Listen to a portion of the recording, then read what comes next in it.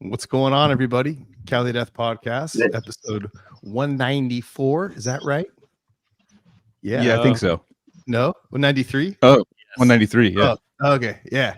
We're back with you once again here, Cali Death Podcast. Another Thursday night. We got my resident homies here with you. We got you've heard of Professor X. We got Professor K down on your left here. Sick. We also got our resident homie Joel Horner. He just got hitched. Congratulations to Joel. Thanks, Everybody. man. Yes. Thank you, sir. And then we have Mathieu Marcotte from is that right? Oh, how do I say your name correctly? Just say Matt Mark. It's gonna be easier. Just Matt. Two first names. Right on, dude. Right on. Yeah. So we got Matthew from Augury and Humanoid, and what's the other project called that you had on the flyer, Joseph? Spasm. It's called Spasm in French, but you can say Spasm. It's Spasm with an E at the end. Nice. Well, good to see you, man. It was How's my old band. Nice. Yeah, good, man. And you? It's been a while. It's been like almost 15 years, right? I know. Yeah, man. Since we got together. Crazy.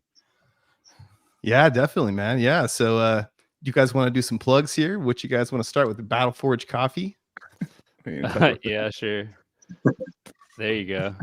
There we go. Yeah, our homies and deeds of flesh, battleforgecoffee.com. Great coffee. Support your local metal guys. What next? Generator Rehearsal Studios.com. You got it. Right, I got it. Yeah. Do it. Get your rehearsal on inside California. Nice. Yeah. What next? We got t-shirts, Professor. We do have shirts. Nice. Shout out to Josh and Ricky who brought the shirts. Any delays in shipping at this point is entirely on me. So I should probably ship that one shirt out that I still haven't shipped. But yeah, order more shirts. I'll ship them. So Cali Death Podcast. What time is so? And also too, we're missing a resident homie today. We're missing Casey Howard. Is he gonna jump on? Yeah, he had better things to do. He said so. Couldn't make it. But you know, he might show up. I guess we'll see. Yeah, we'll see. But Anthony, I just wanted to mention that I got some merch from your band Severed Savior recently. Oh, nice. Yeah, we're playing a show coming up. I haven't growled in a long time. I've been growling on my way to work, get all riled up. And yeah, we got a show in September 21st. And it's gonna be great. And it's in Texas. Yeah. Yep. That's it. Yeah. Is that the right date or is that wrong? September 26th, 7th, and 8th. Oh, okay. Yeah. I got an extra week to practice then. Yep. Yeah. Nice. What about you, Joseph? You got any plugs? What are you doing? Got a haircut? I'm also playing a show on September 27th with Illudium. I'll post that flyer on a forthcoming episode. But yeah, you instead of coming to see me, you should all buy tickets to Texas to go see Severed Savior live. And yes, coming up here will be on stage. I will growl in your face and point at you with my sandal on the monitor. Yeah, and yeah, it's gonna be great. All right, let's get into it. Let's get into Mr. Matt here. So, what's going on, bud? How's it going, dude? It's good to see you. I'm good, man. I'm doing a lot of stuff. I'm doing some art. I'm doing a lot of music. I've got a couple of projects that I'm about to release. I did a project during the pandemic, metal project. It's like, I would say, it feels like tech thrash, late 80s, something like that. It's called, I haven't announced this project yet, but it's with, you remember Frog from Diamanta? Robin Stone plays the drummer. Yeah. We've had him on. Yeah, we had him on just like about a year ago. So, yeah. Oh, yeah. All right. Yeah, cool. Yeah, he did the drum on it, and also Kane Cressel from Diamanta did the vocal on it. It's an EP, but yeah, I'm gonna announce that soon. It's all done. I'm trying to get it signed on a label, and I'm finishing also the. Sorry to cut you off. We're on a delay. Is Kane Kane, still? yeah, Kane from Diamanta. Yeah, he did the vocals. Sorry, what did you say? Australia? He's from Australia as well, right? Yeah, he's from Australia as well. Yeah, Yeah, and you wrote the lyrics for it. Yeah, awesome.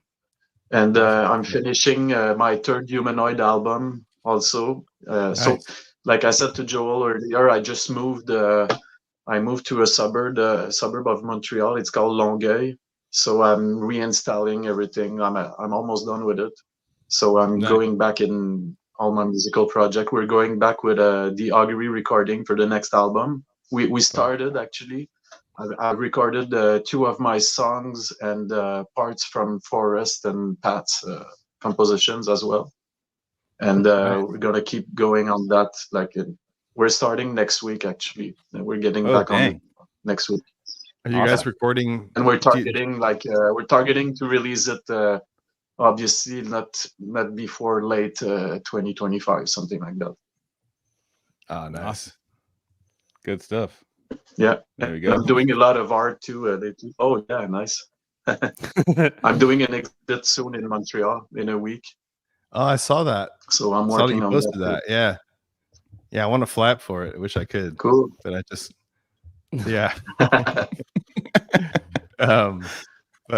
Yeah, too bad he's not here. But anyways, picture of Casey. I remember speaking of the Amenta, I remember when I came and saw you guys play with Decrepit Birth, and you guys played with Vader, and it was Augury, right? And when was that? What year was that? It was 2009, I think. Right. Damn. Man, Yeah. Jesus. That was a good show. Yeah. Yeah, it was a fun tour, right? It's the only tour we did together, but it was a fun one.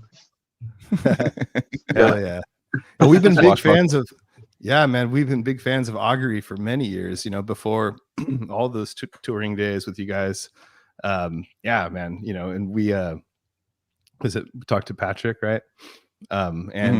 Same thing, just shared a bunch of stories. So, there'll probably be a little bit of overlap, between those 2 episodes. But we saw his post, and we were just like, wow, this is really, we just love you guys, man. And we love the Montreal scene, and we're heavily influenced always with our stuff, and Severed and Odies, always.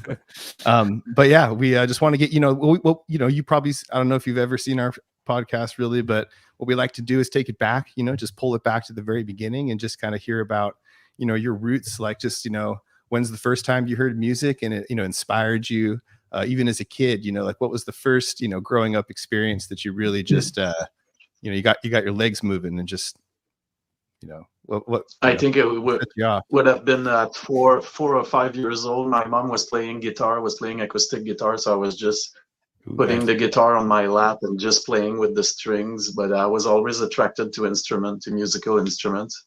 And I started the guitar at 14 years old. So it was in 1990.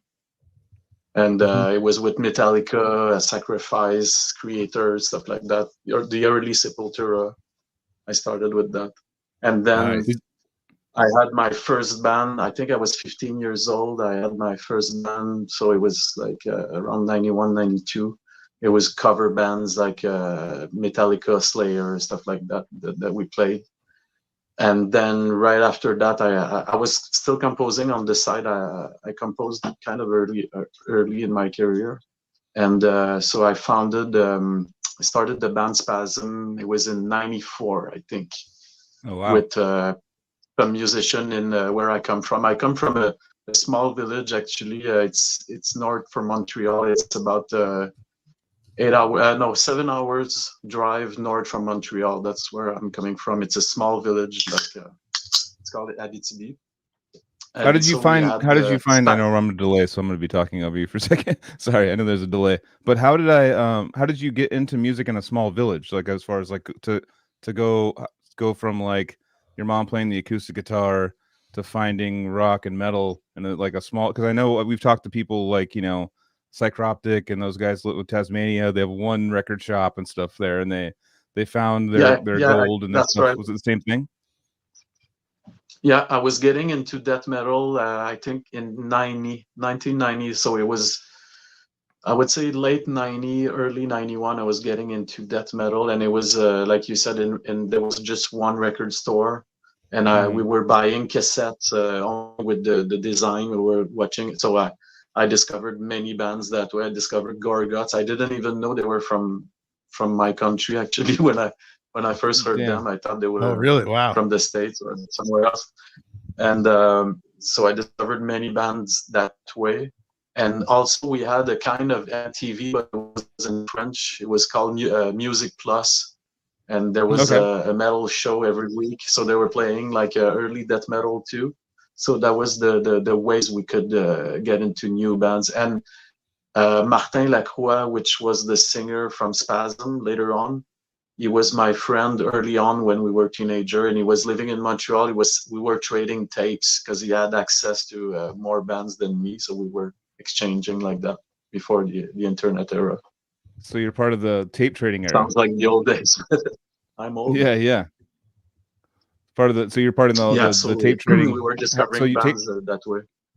Tape trading era was so. Can you break down real quick, because we just missed that. Like me and Anthony had just missed that era. Yeah. But as far as like tape trading, how do you find someone to trade tapes with? I was only tape trading with one of my friends. It was Martin, and Martin was later on. He was the singer of Spasm. So, like I said, he was recording basically radio shows. There was two metal radio shows in Montreal that I didn't have access to. So he was recording those shows. He was sending me the tapes, and I was buying tapes at the record store too. So when people were doing a lot of compilation on cassette back in the days, like. So we were exchanging those compilations as well, and we were writing down all the bands and the songs and stuff like that. Damn. So yeah, it was a long process. That it feels like there was like 10 times less bands than nowadays. Like maybe more. I don't know. I really miss the physical media part of it. You know. Yeah. I was just saying that, you know, I mean, it's just cool, like a tape that has.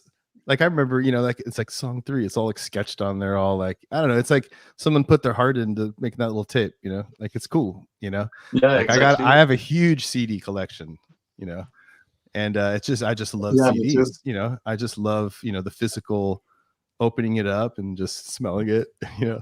But I don't know, I just love physical, you know, media. And so I don't know, you know, the streaming's cool and all that, you know, everything is convenient, you know, but I think it supports the artists more, and there's more like art, and you can, like, I love opening it up and just, you know, experiencing the album, you know.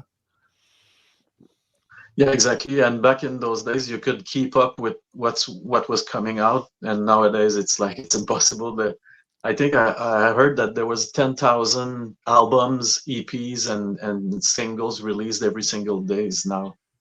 Jesus. Like in every styles of music, of course, but still it's like there's so many, you cannot keep up nowadays with everything that's your mom was your mom was playing guitar though. So your mom was playing guitar. When did you pick up an instrument, or did you pick up anything along the way? I picked up her classical guitar, so because of that I always played some acoustic parts and electric guitar with distortion. So I grew up with those two styles together. Nice. So yeah, that's kind of where the Humanoid came from, right? Where Humanoid influence probably is like exactly. Yeah. My love of acoustic instrumental, a lot of it comes from my mom. Actually, she made me discover also Al Di Meola and Michael Hedges. She was listening to a lot of good music at the time.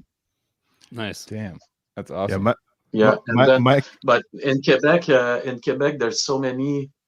Like there was Voivod too. There was a lot of inspiring bands around us, like you know, Voivod, DBC, stuff. I don't know if you know DBC. They were kind of some of the pioneers before Tech Death. Mm-hmm. Awesome. Monstrosity, the band Monstrosity, they were a lot influenced by DBC. DBC is like a mix of it has that space vibe a bit that Voivod had, plus but it was different, maybe with a tiny bit of hardcore in it. I don't know, it's hard to describe. Yeah, growing up though, what was there's a that comment up there. What was your favorite band like back when you were younger and going to go see perform live in Montreal when you were growing up? The first death metal show I saw, it was Exotoxic. It's a small band from Quebec. They're really they're an obscure band, but they were really, really extreme. It's kind of I would say maybe Napalm Death mixed with Cannibal Corpse, like all blended together. So it was something like that, and it just opened my eyes. Like when I saw them live, I was addicted to death metal right away, to the point where I think I sold all the cassettes that I was collecting, like because I was into punk too at a certain time in my life. I sold everything.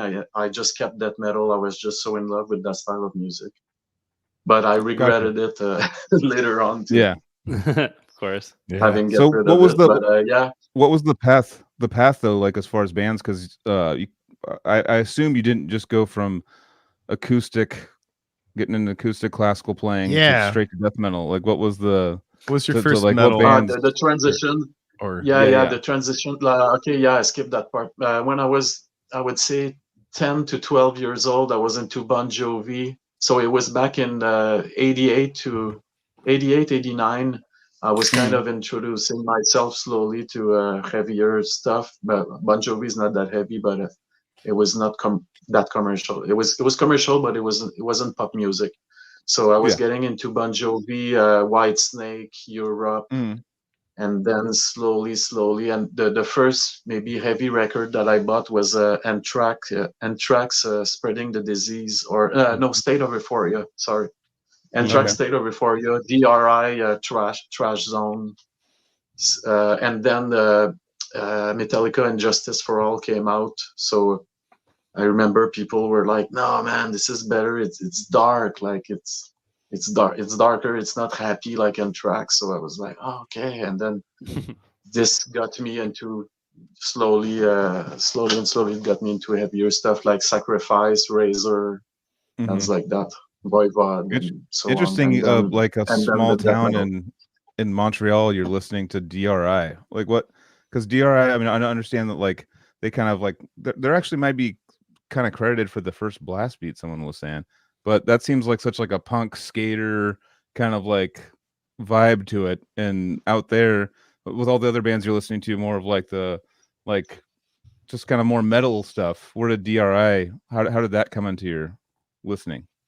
Yeah, at the time also, I don't know if it was like that in your area, but there was a lot of gangs. Like everything was separated. There was metal gangs, punks, and skaters. It was all you couldn't be in. But me, it was a bit of a weird mix because I love to skate. I used to be a skater too, so I was a kind of a skater that got into punk, that got into death metal. So some people were like, "Dude, what are you doing?" Like, you gotta choose. Like, you gotta choose. Eventually, I got more into death metal, and I quit skating eventually. Like you can't skate and listen to death metal. That's just too much. Yeah, it wasn't really acceptable. I'm a little younger than you, just a few years, but like, you know, I'm like 38, but like okay, but basically I'm 48.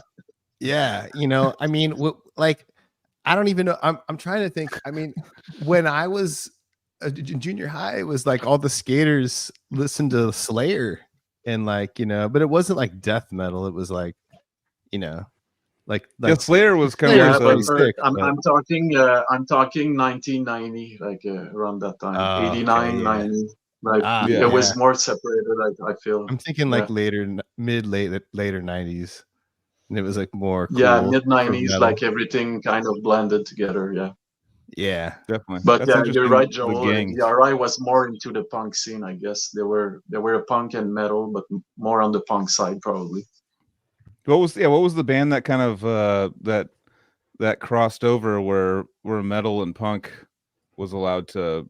Was there like a certain band that kind of, was it Slayer that brought everyone together, kind of like where it was the there was suicidal tendencies probably. They contributed to that. DRI, maybe Corrosion of Conformity, because they went to from punk to metal. I don't know. There was a couple of. You mean when was that point where The gangs. Yeah, there was maybe more of a trend early 90s than nowadays. I don't know. I'm not sure. I don't know if it's that big now, that style, right? No, I mean, yeah, that like crossover thrash stuff. It definitely sounds like of its era. If it's ever done again, it always sounds kind of like late 80s, early 90s still. Yeah, right. 100%. Gotta wear high top shoes and jeans. So talk a little bit about the band's Spasm or Spasme. Yeah. I want to hear about that. What it represented for you in your career and getting started as like a guitarist, playing in bands and stuff. Yeah, it started in I think I started it alone in my bedroom, kind of. It was in '93. I was putting some songs together. I wanted to form a death metal band, but because I was living in a small village, I mean, it took a while. I had to I had no one to play death metal with, so I built up. I think I was still living with my mom at the time. I wasn't in my first apartment yet, so I was kind of putting some songs together, some riffs, and then I moved to another city. It's called Val d'Or. It's a bit bigger than my hometown, but it was still a small town. But up there, I met GS, Jean-Sébastien. He was the bass player of Spasm, and Fredo, the other guitar player. So we were jamming in my new apartment. Like my first apartment, I was pretty young. I was 17 years old. And we put the band together in my first apartment, actually. In one night, we composed the first song. And then finding a drummer took almost 6 months to a year, because there was just no drummer. That death metal was existing since a couple of years, but when you're in a small town, it takes, like, before the internet, it always takes longer for the trends to get further in the villages, so it was already a big trend, like in the US and in Montreal, but like, I don't know, everything was kind of a year or two later. So all that to say that there was no drummer playing death metal. So we met Joss. He was the first drummer, but the guy played only hardcore. He was playing in a hardcore band, so we had to convince him, like, come on, man, you can play double bass drum, just try it, like, and we're like, okay, man, let's do a band together. Like, we needed a drummer, absolutely. So what was interesting with him is that he integrated some of his hardcore style into it, because he wasn't primarily a death metal drummer. He was more a hardcore punk. But we kind of pushed it on the death metal side. So he came up with something interesting. He came up with it was really groovy style of drumming. So that's how it started, basically. Where did you? And then we moved to Montreal. Okay, sorry, we're delayed. Go ahead. You moved to Montreal. Yeah, and then we moved to Montreal in '97. So that was a big change. Like in Montreal, like we, like, it's not a move like really people will like. It's less of a move that people will do today, maybe, like trying to make a career in metal and move all the band together. But that's what we did.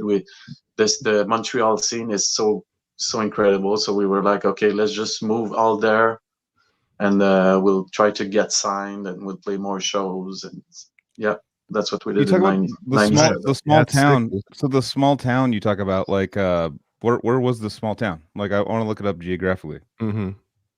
Okay, it's called Abitibi. The small town. I grew up in Val d'Or and Malartic. They are. Can you say it like a? Can you say it like a dumb? Can you say it like a dumb surfer Californian, so I can look it up? Okay, you want to look it up? Okay, it's MALA. M like Matt.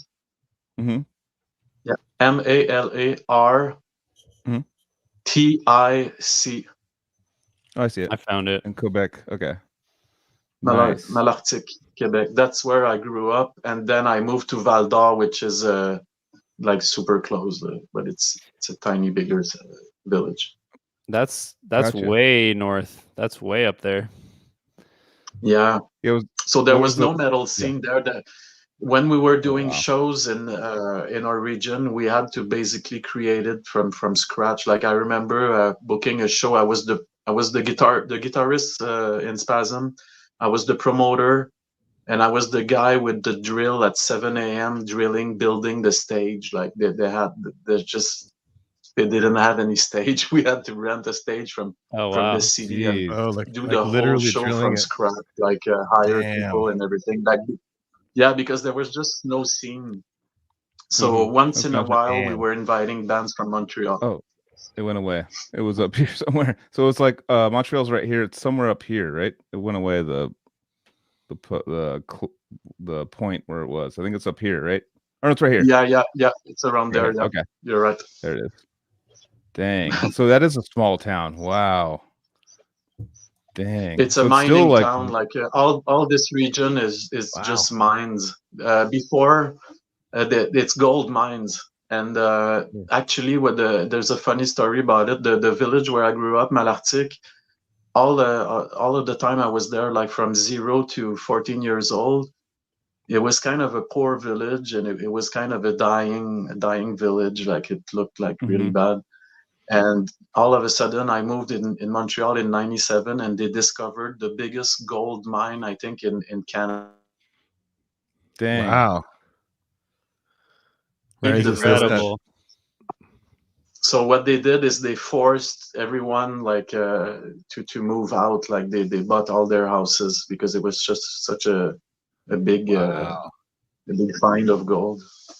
So they moved pretty much all of the city. And my grandfather, he was a weird. My grandfather was a guy that he didn't like to move at all. He didn't like to go out of his village and everything. So it made me depressed a lot because he had to move to another town, and then he lost his house because of that. Yeah, I mean, that's awesome. Awesome. That's not awesome. Sorry, someone said congrats, Joel. Wrong thing. Say awesome. But so that was in your lifetime that they forced everyone to move out, or is that before? They kind of deported the whole village completely.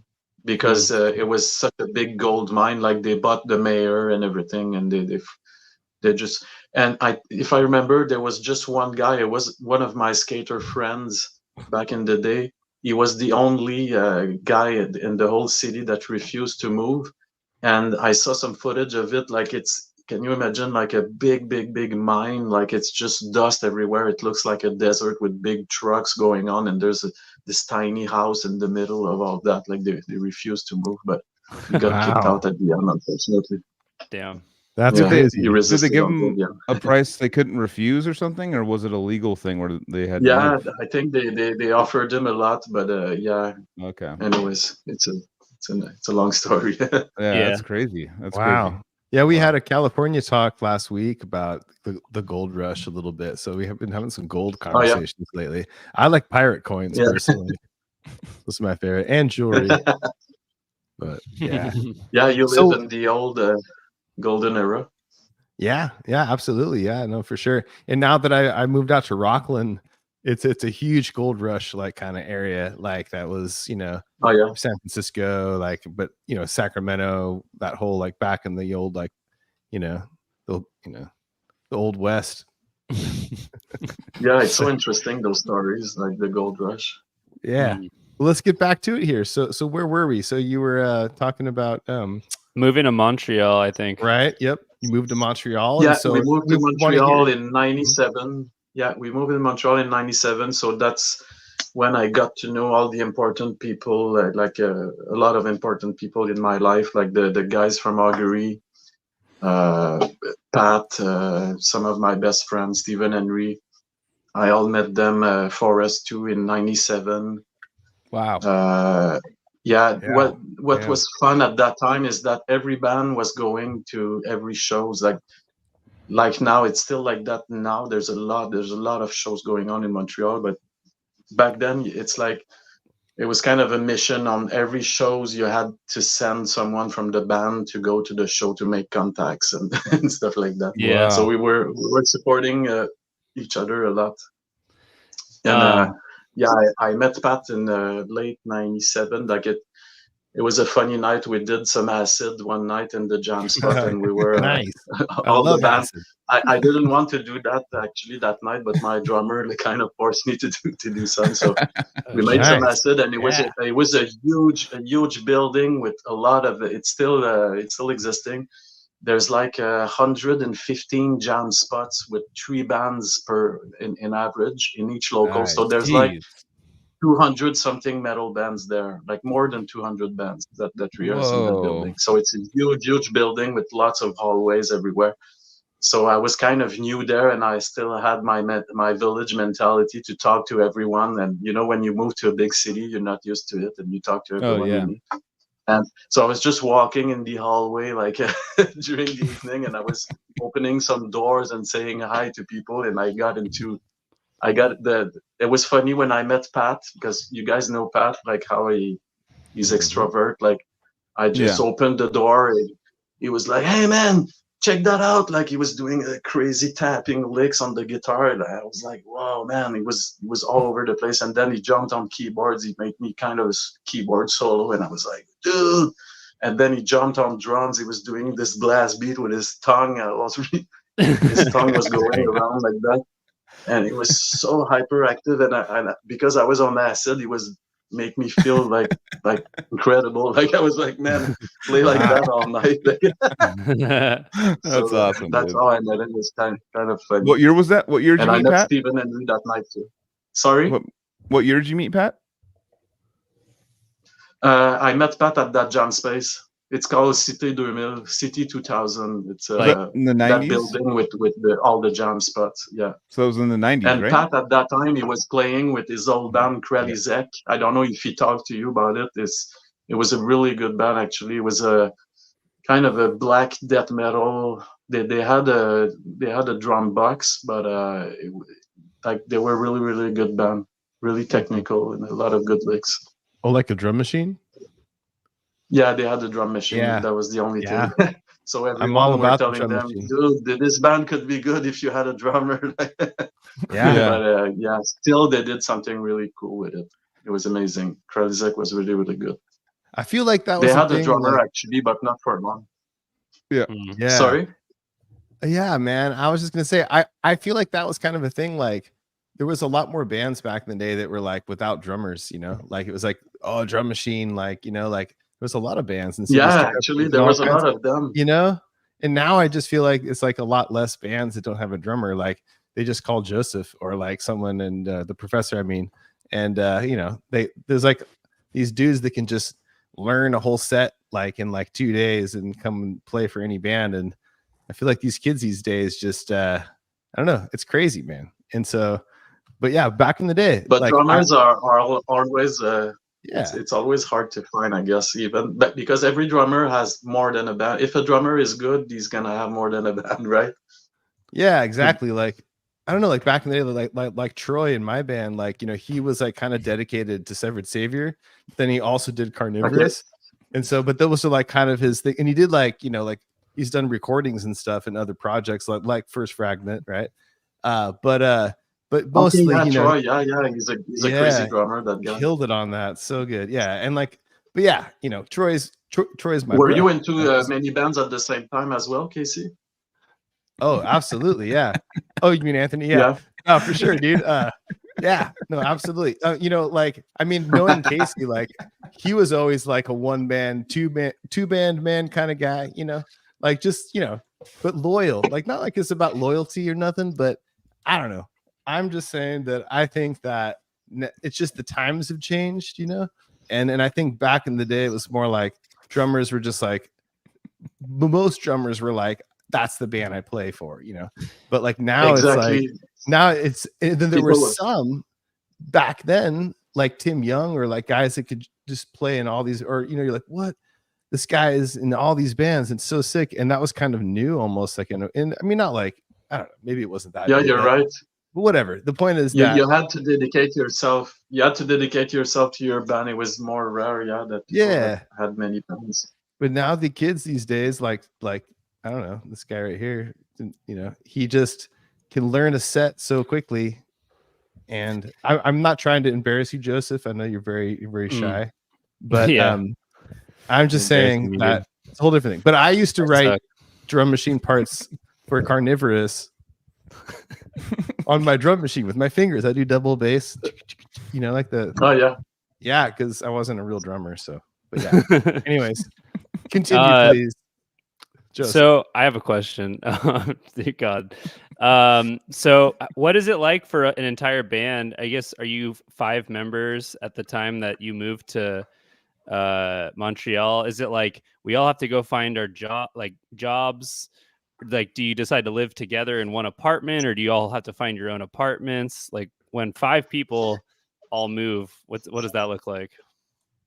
Yeah, the drummer and Martin Lacroix.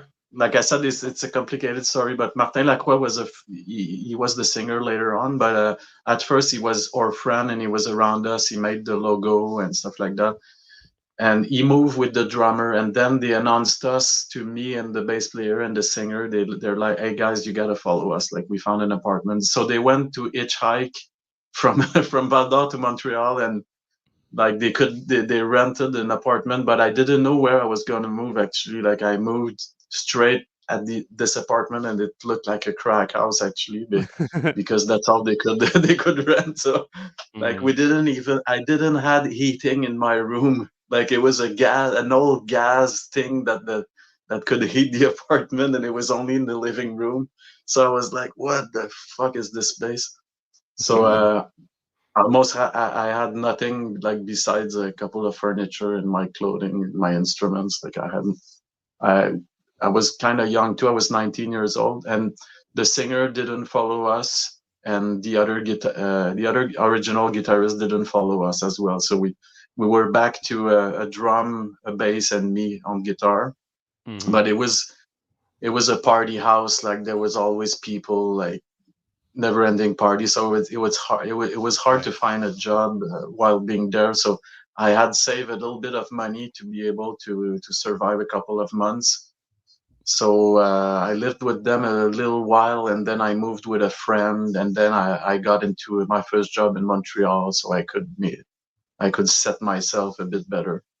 But yeah, it was a bit chaotic at first. Like, it was a party house. But where we were living in Val d'Or, right before we moved in Montreal, it was really cool actually, because we were renting a whole. It was like a huge building with two floors. And the basement was our jam spot. Nice. So we were living all the band there. We were rehearsing in the basement, and there was often parties. Like, sometimes I was watching a movie, like alone, like quiet in my place, and people were knocking at doors. Man, there's a party going on. You gotta come. Like, and I was going downstairs, and there was these huge parties. Like, people were selling beers, and it was a crazy place. I like beer. So this story kind of continued in Montreal. I got it. Party house. Like, I realized, like, I had to find a job, and I had to be a bit more serious. But we were serious in music as well. It's just that we had to after a little while we had to live a bit on our own. So you've already mentioned bands from Canada that were influential, like Voivod and stuff. Did you think of yourself as having like a music career, like being in a touring band or a professional band already at that age? Is that what you were aspiring to? Yeah, definitely. We wanted to get signed and make a living out of music. We had kind of the big dream about it. I was a bit delusioned a couple of years after, but I mean, I don't regret it, because that pushes you when you want to kind of make it. Mm-hmm. Yeah, it pushes you in a way, you get better on your instrument, and you improve your career that way. And after a while, you realize, okay, maybe I gotta work too, and I gotta combine the two, and you get more realistic about it. But yeah, I was all the way for it when I moved in Montreal. But actually, it's the same thing that Forrest Band did. He did that with his band at Heretic, and so when we met each other, we were like getting along pretty well, because we moved for the same reason. Like, we were trying, we were having little jobs, and we were trying our best to get signed. And a lot of bands were trying that to get signed and try to make it. We had a comment on whether you cross paths with Cryptopsy back then. Were Cryptopsy on your guys' radar? You mean about? Can you repeat the question? I'm not sure I got it right. Yeah, the question, somebody asked it in our chat. They said, "Did you guys ever cross paths with Cryptopsy?" With Spasm? Or I like don't. just because they were With Augury, yes. Later on with Augury, yes, but not okay. with Spasm. With Spasm, yeah, it was. I didn't know the Cryptopsy guys at the time. Okay. I met the them. question. Yeah, I met them later on. And Martin, Martin was with our singer in Spasm. He actually left the band in 2000, and he went to sing for Cryptopsy. He auditioned for them, and he got the gig. And he Oh, was that's in Cryptopsy, I think, for a year or two. So maybe that's why this question is about.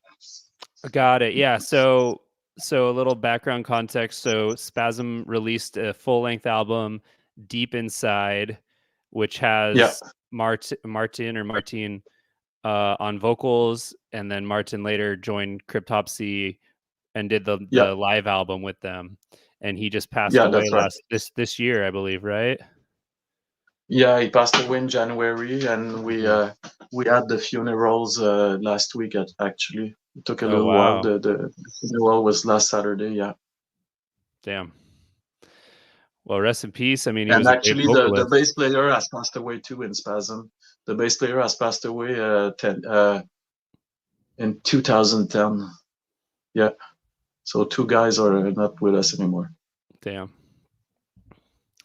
But the album itself, so that was like the first full-length album that you put out. I'm guessing you wrote a lot of the songs on it, or like a lot of the guitar for it. Yeah, I wrote all the music on it.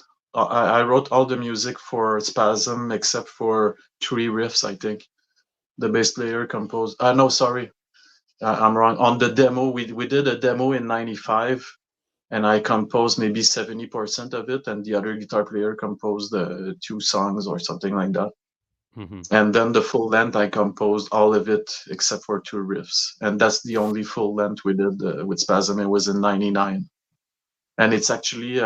I don't know if you guys know about Oblivion. It was the Oblivion guitarist Pierre Rémillard who did the mixing and mastering. Yeah, He's a really good engineer. Nice. Yeah, Oblivion. You guys should have it on your podcast. It's on Spotify. Yeah, I mean, it's on a. You can still listen to that. That's still up to listen to. I have it on YouTube right now. I'll throw it in the chat. The Spasm full length. Yeah. Nice. Oh, cool. We love old, a little more obscure metal from this era. It always sounds really good. It has that sort of right before digital kind of sound. Sounds really good. This album was made totally analog. It's the only analog album. No, besides the demo, of course, it was analog too. But this one was on a bigger studio, more professional. It was such an experience, man, because you had to know your riffs. You couldn't go there and and not knowing your stuff. It's like we were paying a lot by the hour. So, and actually, right after we did this album, the next band to record in was Martyr, and they recorded Ward Zone right after us at the same studio. Wow. So we kind of crossed our path crossed together a little bit during that time. Interesting. Dang. Yeah, it was a good studio in Montreal. Actually. This studio doesn't exist anymore. So it was like growing up in that area, because I know that we all kind of love Dan Mongrain. He's been on the podcast, Anthony. I know. Yeah, but I love him. Dan Mongrain. Obviously, is like one of the more freakier guitar players from your area. Was that kind of the guy that you were? Because there's. Yeah, as far as like Decrepit Birth and Santa Cruz, like Matt, we listened to that.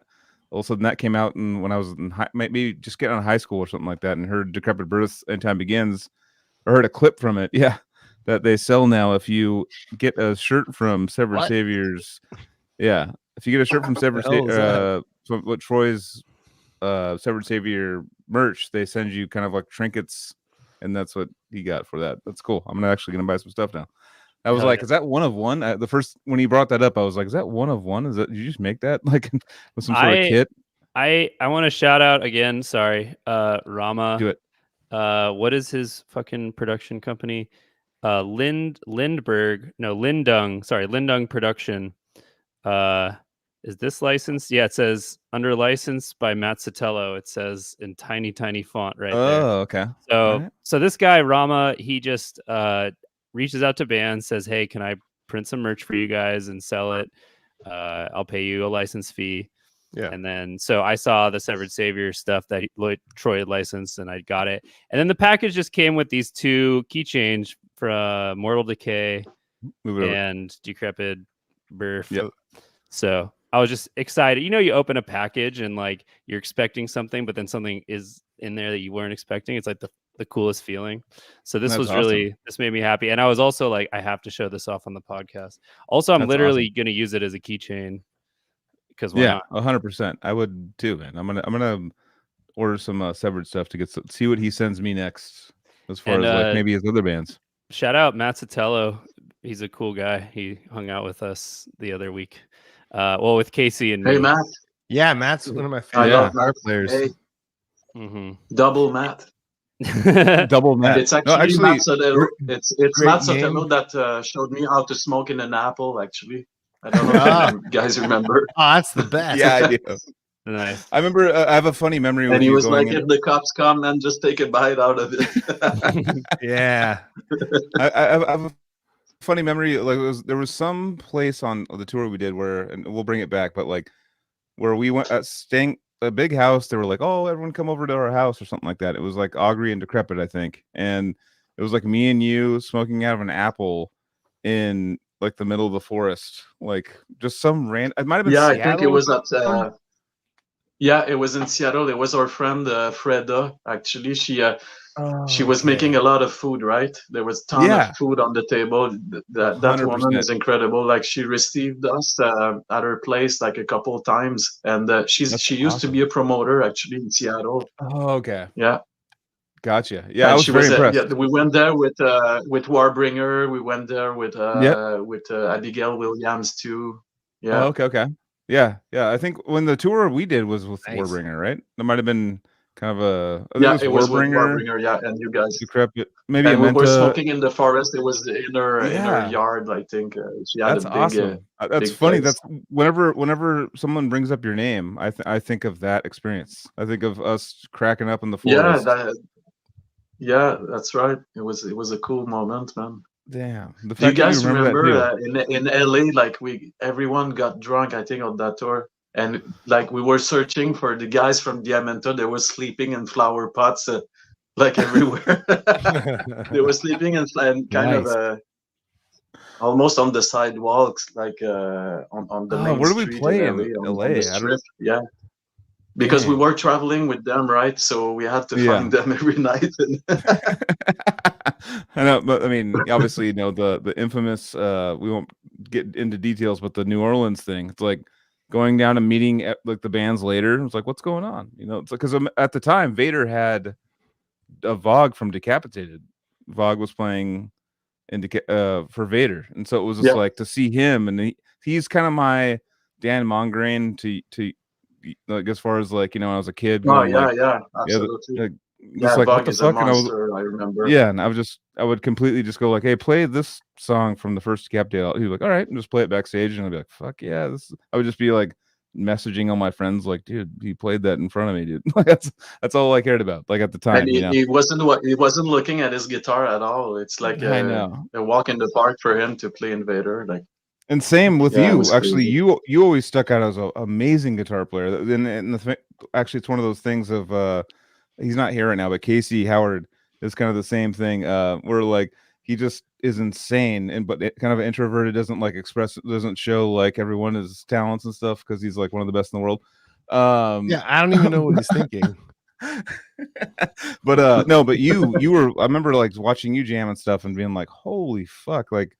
And watching you and Pat jam together and watching those sets of you guys crushing, because we were always obsessed with Augury, and we're like, Augury. Like I think not the fact that Vader's one of the more legendary bands on the tour, but we were like we got the tour offer, and it's like with Augury, like, yeah, we're doing the tour. That was kind of like our like, okay, fuck yeah, because we were like, this is like a mythological band to us. We listened to, you know, for me it was just like listening to Alien Shores and Beat Us and all those songs when I was younger, and just being completely blown away. And be like, this band is like one of those top level Montreal bands that, and at the time there wasn't like a ton, you know. Now there's like a million, especially when you're saying like back in the day there was like a practice studio with 200 bands playing. I can see like the products of what that was going, you know, what they were doing, and what that brought to the whole scene. Yeah, it's boiling in Montreal. Like there's so many musicians. It's seriously, I don't regret moving here. I wouldn't have met Pat and Forrest and the other guys. Like, and Antoine lives in Quebec City. It's not too far from Montreal. In Quebec City also, there's a lot of musicians, I have to say. But like, there's so many bands that like, so it's all, we all influence each other. It's like an evolving thing. Like it's hard to describe this. The scene is really vibrant. There's always shows. Like once we played a show and there was 7 metal shows in the same night, like in 7 different venues. Yeah. Jesus. Like you don't see that a lot. Like it's it's really cool. You guys are there's a lot Europe. of people too that moved to Montreal for the scene, like I did and like Forrest did. There's other people that moved to Montreal, so it's kind of a blend. I would say maybe half of the people in Montreal, of the musicians, are not really from Montreal, you know.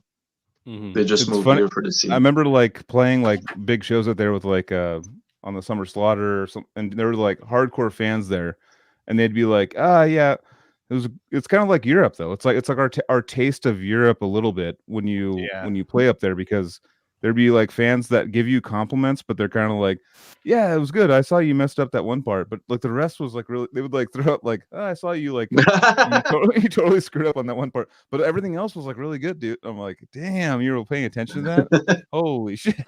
You know, like it was very like locked in musicians watching you, and I was like, okay, this place is like this is like a legit, probably it's the metal capital of America, I would say, like the America.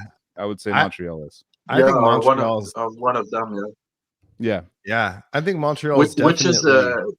Which is what would you say is the one in the US? Is it like, I always thought about maybe New York and LA, and those is it New York and LA the 2 biggest cities?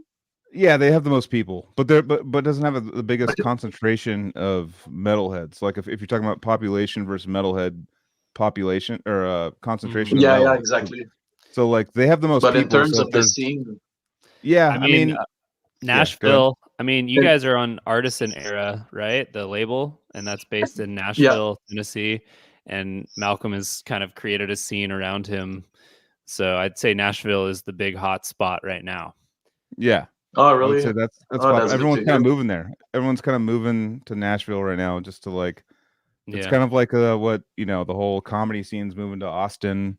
The whole like metal scene's moving to Nashville. It's kind of like, it's basically what it turns into is people finding the best, like coolest place to live for the least amount of money. And because a lot of people want like a cool scene, and all these places, like you said, New York and LA and stuff, the prices are through the roof to live there. So it's like then musicians aren't making they're not making a ton of money. They're not making, if you're committing your life to music, it's not going to be like, I have all this money, where do I spend it? Like, it's like more like, where's the most like reasonable place to live where we can all kind of congregate and make music. So I think that's why Nashville's popping off.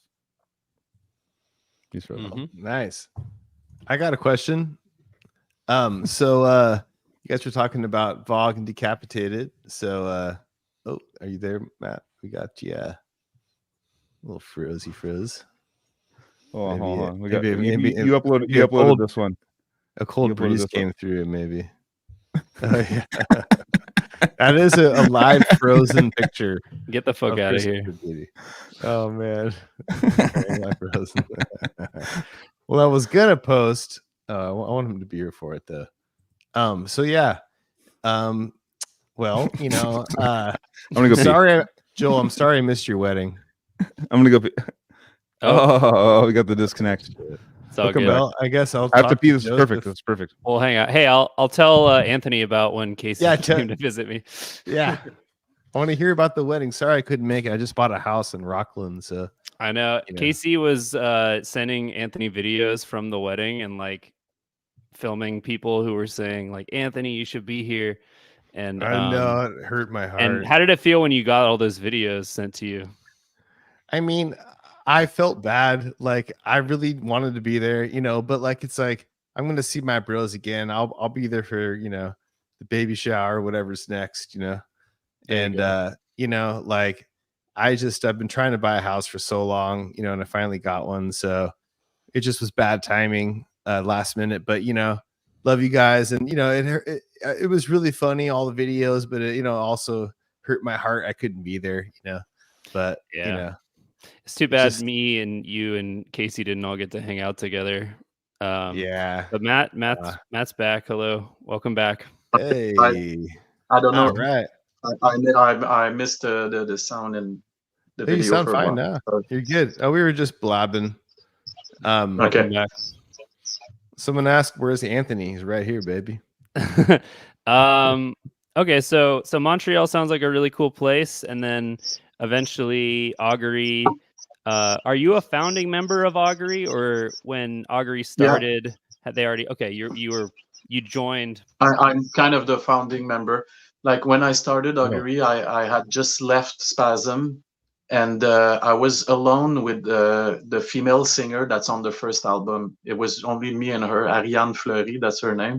Mm-hmm. And I had like 2 compositions, and she was doing melodies on top of it. She didn't even have lyrics at first.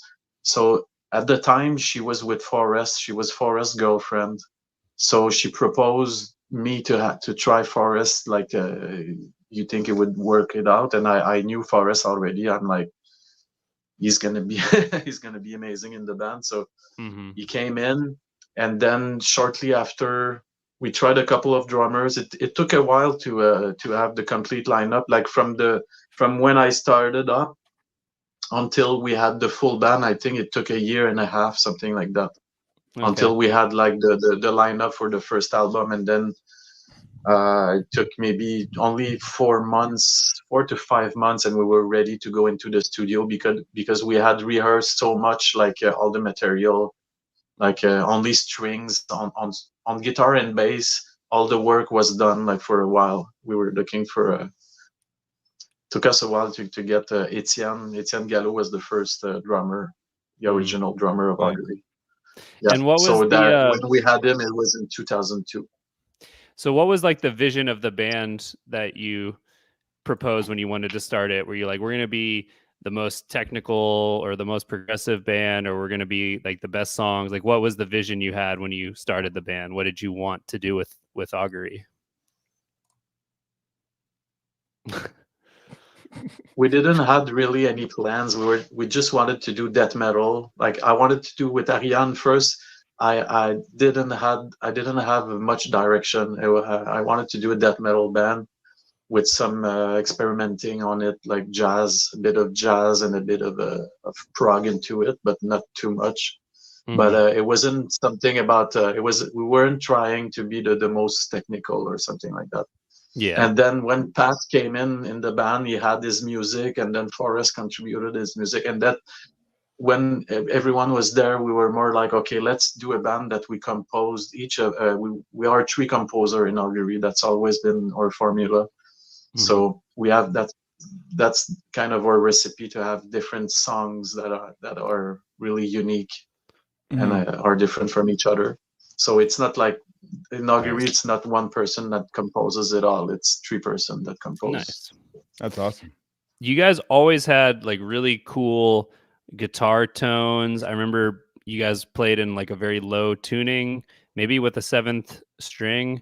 I think it was like drop A or something. It just had that really cool 6 string on drop A. Yeah. Drop A 6 string, so like Nile basically. Yeah, I always thought it was very cool that you guys were exploring that low register, but it wasn't just like in the gutter about it. It was like, you know, it was part of the full ensemble. I don't know. It just was like a really cool guitar tone, and it's just a very cool sound. I was a big fan, and I got to see you guys play in San Francisco on the Vader tour that we brought up earlier. And I remember being very, very excited. Okay. So this was a few years later, so you had already done Fragmentary Evidence by then, so we should talk about the in-between period at some point. But just to foreshadow, I was in the audience at the San Francisco show. It was a great show. Okay. Cool. Yeah. Cool. Thanks, That's awesome. man. Mm-hmm. So I mean, your style though is Yeah, so, that was a cool era. Yeah, sorry, we're on delay. Your style was so unique though, and it's really cool. Like you were one of the more unique guitar players that I have run into on tour. There's been like Really? you. I mean, just as far as like your, because I know that Pat's talked a lot about like your writing and how insanely proficient you are on things, and I was like watching you live every night, just going like, what this guy is. I'm gonna keep complimenting you all night. But no, you really stick out into my thanks, head. man. No, honestly though, it was like when I found out you were coming on, I was like, awesome, because I remember all the times like getting like we're getting dreams about playing with like Augury and Spawn of Possession and like that was part of the list that we wanted to play with. That was like at the time, like that was absolutely on our dream list to play a tour with, and to see you guys pull it off live. And I want you to get into the little Robin shout out. But like talk about, because remember when he was playing with the Amenta, you guys had a drummer at the time that or something he didn't come over, and Robin learned it in like a couple days or something. He learned it in 4 days. Actually, he learned our set in 4 days. It was a crazy thing that he pulled up. Like our drummer Antoine, which is our drummer now, we did a first American tour, and at the time he realized he couldn't do it. For some reason he didn't like to tour at that time in his life. So after our first tour, he was like, I'm staying home. I'm not gonna do the other tours. So we had to find like quickly another drummer, and we were calling we called so many people. Then we were kind of desperate. We were about actually to maybe have to put a pre-recorded drum, and it would have sucked like a lot because we didn't want to cancel anything. So François, I don't know, you remember François, our old manager? Yeah. I was working with him in a shirt printing shirt company. Both of us were working there. And it was like, Matt, you won't believe it. Like the drummer from the Amenta. Yeah, that's the drummer from the Amenta he's gonna play with us. Right. But I was like, he's gonna have the time, and it's like François is like, I think he's gonna be able to do it. So we were like, okay, let's try it out, because it was already planned. We were planning it also to travel with them in our van. We had don't know if you remember, we had a big Econoline, and we were 2 bands together in that van. So it was quite an experience. And Rob, it's like we owe him so much. Like he did like, I think it was a 46 or 48 shows, right? So he did twice that. He did like something like close to 90 shows in a month and a half, something like that. And once with the swine flu. So yeah. I want to jump in here real quick. But this guy doesn't smoke cigarette. He doesn't drink. He doesn't do anything. He's tough. Maybe he's an athlete. Yeah. So this artwork, we heard about your. I want to talk about your artwork, but before we get into that, I want to talk about all these great drawings that I've seen being posted, and we saved a few to just kind of show the crowd how great some of these drawings are. You guys have all seen the Joel Horner drawing. This was from that tour, 2009, right? And there's another one that we haven't shown yet, which is I think one of my favorites is the Matt Sotelo one here from Decrepit Earth. You got to do a remake though. That one, he's lost a bunch of weight now, so now he's gonna be I know. And of course, Casey is not here, but he and then Vogue. This is a really good one. You got a Vogue one. This one is one of my favorites. These are awesome, dude. It's great. Dude. And then also it was so fun to do them. Frog. Frog. It's a frog one. There's So we're only talking one person that didn't like his drawing, her drawing. It was Vicky, the tour manager. Oh, She didn't yeah. like it. Yeah. She was like, "Do I have?" She I was understand. after I made her. She was like, "Do I have a long chin? Do you think really I have a big Oh, chin?" So I made another one, and I put a bigger chin on it. Oh, Mark, Just dude. yeah, Wow. dude. Mark the sound Oh, dude. wow. I haven't seen. I was wondering, I Yeah. wanted to ask you, I saw this one. What's up with the turkey or the turkey in the back cooking? Do you like turkey or chicken rotisserie? I have no clue. Maybe Oh, because nice. he was eating a lot. I don't know. Ah, yeah. And then of course, this is great. That's And I well, wanted to just point out yeah, that the phone. The famous dildo. the dildo is famous, Right, dude. the dildo. When he went on with Vader, because and to try to like be like, yeah, like last show of the tour, he's like, yeah, dildo. And remember, what's his name? The singer of Vader was just like, what the? He's like, he was so pissed. He was so mad. You remember? You remember that? Like because we There's did the last. actually do you know that because of this dildo, there's actually a fight that could have happened because of this dildo, like in one of the Oh, shows.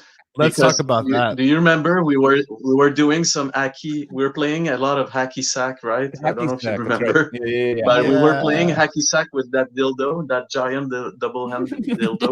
And at one of the shows, someone threw the dildo on stage. So I just did a kick on it. It was the end of our show, the end of our set. I just kicked the dildo, but it went really, really far away, and it also apparently it almost killed a kid. Like the kid got it in his chest and he fell, and I don't know. Like someone came to me, he's like, "Man, you almost killed someone," and I was like, if "Oh, he shit." died. But then later on, there was a black metal guy at that show. He was really pissed off about the dildo, and he came to us and he's like, "Who's that fucking dildo, man?" And we were like, "That's our dildo, dude." And it's like, "It doesn't belong here, rah, rah, rah." And he was looking to fight with us.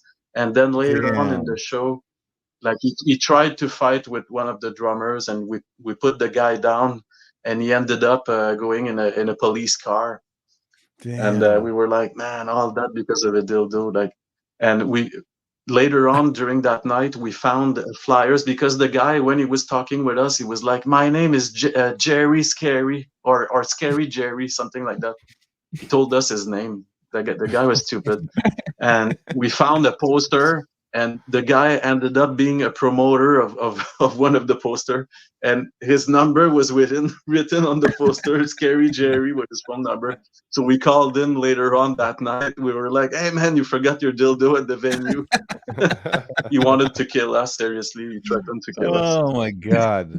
So it was one show we missed a couple shows. Remember there And was a show. the next time we played in that CD, we had to look for our tires because we thought he might look for trouble or something. It wasn't. It was. Oh yeah, that? and I remember. You remember the makeup. guys from Swashbuckle, right? Yeah. Oh yeah. You remember the guys from Swashbuckle? Pat, Yeah, I saw him Pat's the live. big guy in Swashbuckle. Yep. Later on, like maybe a year later, he still had the number of that guy. We were in the tour bus together, and he's like, "Let's call Scary Jerry at 3 a.m. So we called him back, and Pat was like making fun of him. He's like, "Scary Jerry, it's Jerry only. I want to book your band." Jerry It's only. like, "Fuck you guys." We called him a couple of times, and we still have That's the number. so funny. I miss Pat. What's up? Have you ran into Pat Henry? Right, Pat. He was Pat Henry. Pat was Henry, one of the right? funniest dudes. I never saw him like- again. I don't know if I don't think Swashbuckle is still existing. I'm not sure. But Yeah, it was a funny band. that was a really funny band. You got to go on stage and like they would have like a parrot and like all these things. And they you get to like every. Did you ever do the thing where they like you got to wear one of the costumes and go on the stage and like mosh with people and jump out there? Yeah. If I saw his costume, you mean? Yeah. If you know, because remember there'd be times like I saw it. Yeah. Well, there'd be times where they would, people in the backstage is like, "Hey, do you want to put on the parrot costume? Do you want to put on the pirate costume? Do you want to go out there and just like start a fight on stage?" And it would just be like a funny. Everyone was laughing, having a great time. It was a great kind of like mix up to start off. Oh yeah, this guy is so funny. Pat Henry is one of the funniest guys ever, because he was making jokes and you couldn't tell if he was joking or not, or if he was super pissed off. But I think Swashbuckle, yeah, they toured a lot for 2 or 3 years. They were everywhere. They were on every single tours, and then we never heard from them. And then he was I don't know one of those what guys. he's up now.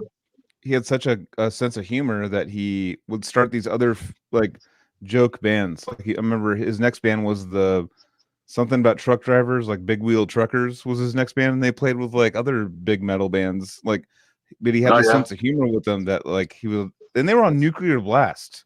Swashbuckle was on Nuclear. Yeah, they got signed in the same time than us. Actually, we got signed like almost together. And another band called Blackguard, also from Montreal. Oh, Blackguard, were they on that like tour? 3 bands that got signed. Yeah, totally. No, they weren't touring with us. I did a Summer Slaughter with them. No, but they toured a lot during that time. Yeah, I did a Summer Slaughter with them and became friends with.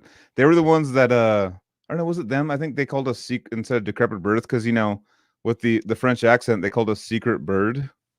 I was like Secret Bird, and they like would write Secret Bird all over, and like all the French Canadians and French people would just crack up at that name. I was like, whatever, dude. You can do so better. Good. I love that. Secret Bird. That's awesome. So yeah, touring days. I mean, also too, as far as influences for you, I know it's like the generic question that is asked in interviews, but like guitar influences for you later on, as far as like your heroes, or and we could do kind of what they do nowadays online. What's your like Mount Rushmore? What's your top 5 guitar players? Just I want to know. I would say top 5 guitar players. I would say for metal, Luc Lemay is definitely one of them. Luc Lemay from Gorguts. Mm-hmm. It's a hard question. I would say Aldi Meola for all the everything jazz and fusion. Mm-hmm. I really like also Michael Hedges. He's an acoustic guitar player. Okay. I would have to say the guy from Opeth, Ackerfeld, Mike Ackerfeld from Opeth. Oh yeah.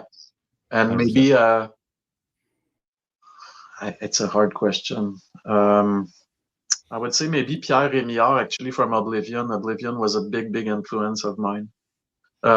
Also, like, but just as guitar players, James Murphy also was a big influence. Everything he did, Disincarnate. Mm-hmm. Like solo-wise, James Murphy was a big influence. Chuck also for Death. There's the guys from Brutality. I don't know. You must know them. Brutality from Florida. I don't. Mm-hmm. I know the band, but I don't know the guitar players. Okay, yeah, that band influenced me a lot. Also, I don't know if I'll pronounce it well. Seance, the band Seance from Seance. They're from Seance. They're from Sweden. Yeah. That band too influenced me a lot. Very cool. Yeah, but nowadays, like those are the. But I have to say, for there's Leo Brouwer also on classical. But for most of what I do, I don't get my influence really from guitar players. I get it from video games sometimes, or soundtracks and stuff like that. And I try to make metal out of it, like Super Nintendo games. Like I'm really into those soundtracks, like Chrono Trigger, Secret of Mana, stuff like that. Like I know it's far from metal, but I like to get melodies out of something else than metal. I have to say for composing metal. Yeah, 100%. Yeah, I don't get influenced by tech debt, let's say, to compose tech debt. Like, it's I like to get it from someone else. The fun is finding it through other like sources, like for me, movie soundtracks, like listening to Thomas Burgessson or whatever. There's obviously what's his name, the guy that does not Invincible, in what's it called? God damn it, he's very popular. I can't. He does Hans that Zimmer. song. Hans Zimmer. Hans Zimmer. Exactly Yeah, he's great. Listen to it as a metal song. Listen to it as a metal song, and just like a lot of those like compositions of, because I always think when you watch a movie, you think about it like, what if this part was muted with music? There's no music behind it. Like the part doesn't mean anything. Like it's very. Or what if they played it and said this epic song? What if they played that? Dun, dun, dun, dun, dun, dun, dun, dun, dun, like it would be like a joke. It would be a joke scene. Like the scene would completely get ruined. The music carries the influence of the scene. It's like David Lynch stuff, Oh yeah. Okay. Mm-hmm. Oh yeah. I love soundtracks. I love even all the Italian side of it, like Goblin. I don't know if you know Goblin, those bands. Oh like yeah, those Goblin's great. 70s Love soundtracks from Goblin. Italian horror movies. I From like Italy. that Yeah. also. Oh yeah, that's awesome. Yeah, So that's actually, what I Matt, collect vinyls, and it's almost just prog. I collect almost Me too. only prog from the 70s. I just love that era. Like, it's not really my first style that I go to compose metal. I would say metal is more like, to me, it's more video game music. I'm really inspired by it. But for Yeah. Humanoid and the other things that I do, yeah. Super Metroid has a cool soundtrack. That's a good Oh one. yeah, Mega Man. it's more of an Castlevania. ambient one, but yeah, definitely. Yeah. When I had Metroid, actually, the first Metroid on NES was a huge influence on my life because I was really Yeah. into Alien, so I got to know it when it came out, and it was a huge revelation. Like, I Yeah. know it didn't really age well, maybe for some people, but it was the first dark game, really, and that puts you in that ambience. And yeah, Totally. So Alien, you Nice. said Alien. Is Romulus worth? Everyone's kind of freaking out. Is it good? Have you guys seen it? I haven't seen it actually, but I wanna go see it as soon as I can. Have you guys But seen people it? are like, people are no, I haven't seen it. People are taking pictures, like all my friends, like taking pictures in front of like them seeing it, and I'm like, all right, well, that must be. I mean, I haven't seen a movie like that for a long time. People are like, oh, I'm like, I'm here, I'm seeing it. Yeah. It was great, 10 out of 10. I'm like, all right, well, I feel like the movie industry kind of recycles too much. It's like they reduce, reuse. That's like recycle, reduce. They reduce, reuse. I feel like is pretty much the saying for the movie industry. They make it like, we'll take it, we'll make it kind of shittier, and we'll reuse it. But no one's. Have you seen it, Casey or Yeah, but Anthony? Casey told me that he saw it, and his opinion was that it was like pretty cool and everything, but he wants to see it again. He said it was like kind of like the movie for those who hated Prometheus and Covenant, and and it was like, I don't know, the storyline was like pretty strong, but not that interesting, and it was just like action horror and chased by a million face suckers and stuff. And it was like cool, but like he wants to see it again. I think he was falling asleep in the theater a little bit because it was just this, it's not really. So it was that much fun. Yeah, but I bet it's but he likes that director. I do too. I think he's a great director, and I like that Evil Dead that was out in 2013. So Yeah. I don't know. I haven't seen it yet, but yeah. Yeah. I want to see it again. But I don't know. I think the hype is I don't know. Like when there's a lot of hype, you're interested, but I don't know. But Matt, what do you think about David Lynch? Do you watch like Twin Peaks or anything? I'm all about him. I love David Lynch. I really, really love like Yes. everything about all he does is just. I'm a big David Lynch guy. Actually, I'm trying to remember the title of my favorite David Lynch, and I can't recall it. But I like David Lynch, but I don't know about his music. I never heard what he does musically. Oh yeah, it's pretty weird, just like his art and his music or his movies. It's like it must be. For anyone who's following my progress on watching Twin Peaks, I will have it. Let the record state that I have watched all of Twin Peaks except the finale of the last season, which I'm going to watch tonight. So tonight's a big night for me. I'm really excited. Anthony, I know you're gonna be blown away. Yeah. You're gonna be blown away. Anthony, you've been my shepherd throughout this entire watching, and you've really helped me understand what's going on throughout it. And you remember what you told me about last finale? Can you remind me what you thought about it? Just kidding. I want to keep it to myself tonight, but trick question. You never told me anything. You just told me to watch it. That's all. I'll DM you later. All right. But yeah, Twin Peaks. I'm feeling inspiration from David Lynch. I'm feeling it's a lot more of like a cocaine, like coffee, cigarettes, energy than like psychedelics. It's not my usual cup of tea, literally, but it's like not Steven Spielberg. What's the other guy? The guy that did It and stuff. What's his name? Stephen King. Yes. Yeah. It's definitely on that era. That side of things. With more questions, right? Is it Stephen King with more questions? Mm-hmm. Yeah, no answers, only more questions, pretty much. Luckily, there's Mark Frost who helps answer some of the stuff that David Lynch comes up with. So Fragmentary Evidence came out in 2008, and then 10 years later, Augury put out, is it called Elusive Golden Era? Am I right about that title? Golden Age. Golden Elusive Age. Golden Age. Hell yeah. So that was the last Augury. So talk a little bit about putting that album together. That album took it took really a while to do because I moved I moved a couple of times during the process of it, and at one point I lost there's a drive.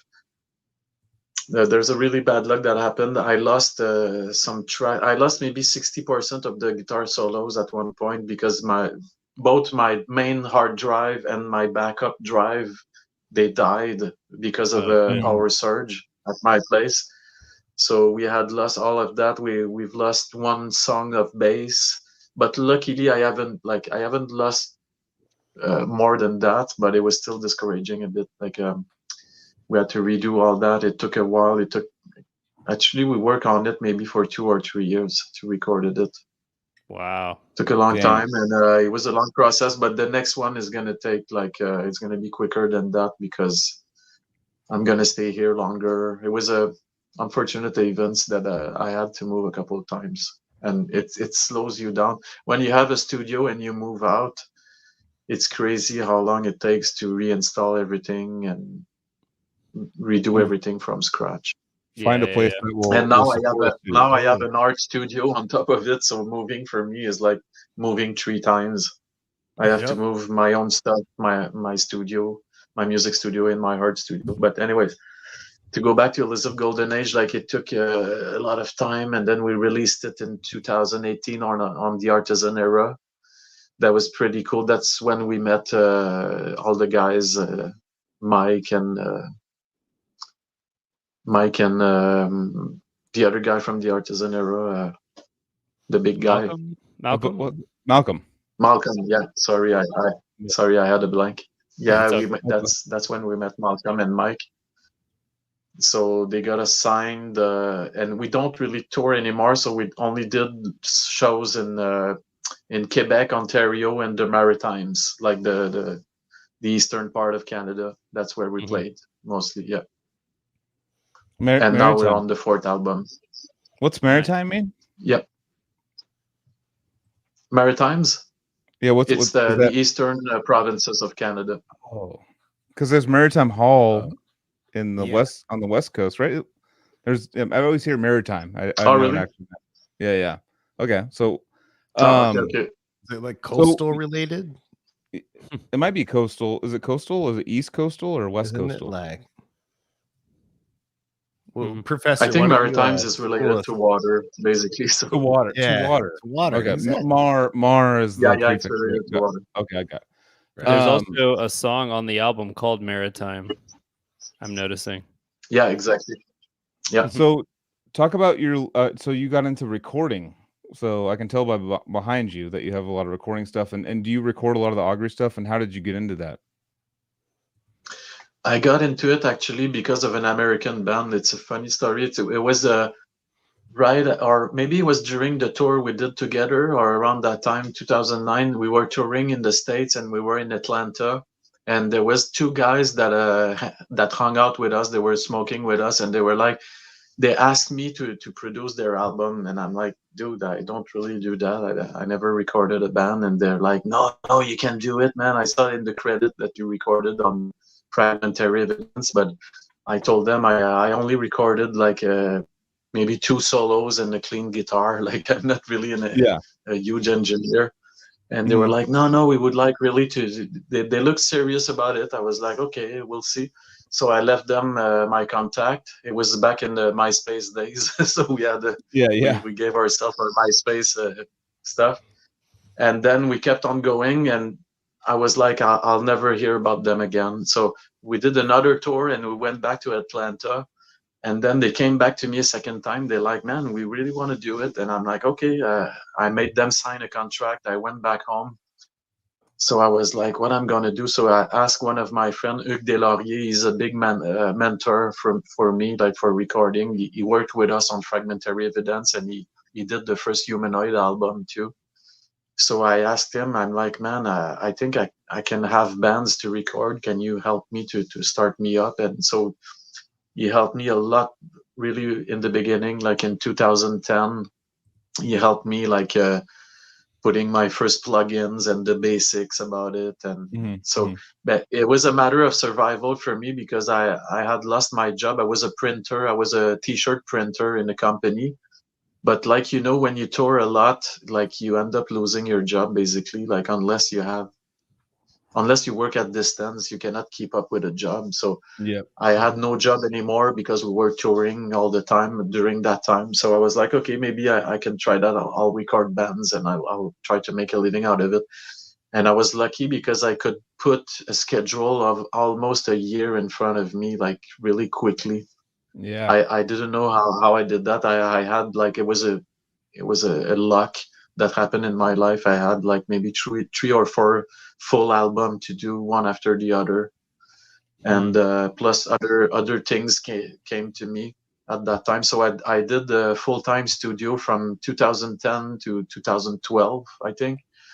And then I remember around 2012, 2013, like it happens sometimes, the bands I was doing were struggling to pay all at the same time. So I had to go back to construction. I used to work in construction. So I was like, okay, this is too hard. Like and I thought that recording bands, you could do more of your music, but it's actually the opposite most of the time, because you only work on someone else's project. You put yourself on the side. You're always the second thing you'll work on. So I ended up going back in construction. But on another hand, I was like, I need to keep that too. I need to keep doing bands. So I kind of burned out on that. I was doing masonry. Masonry is really, really hard physically.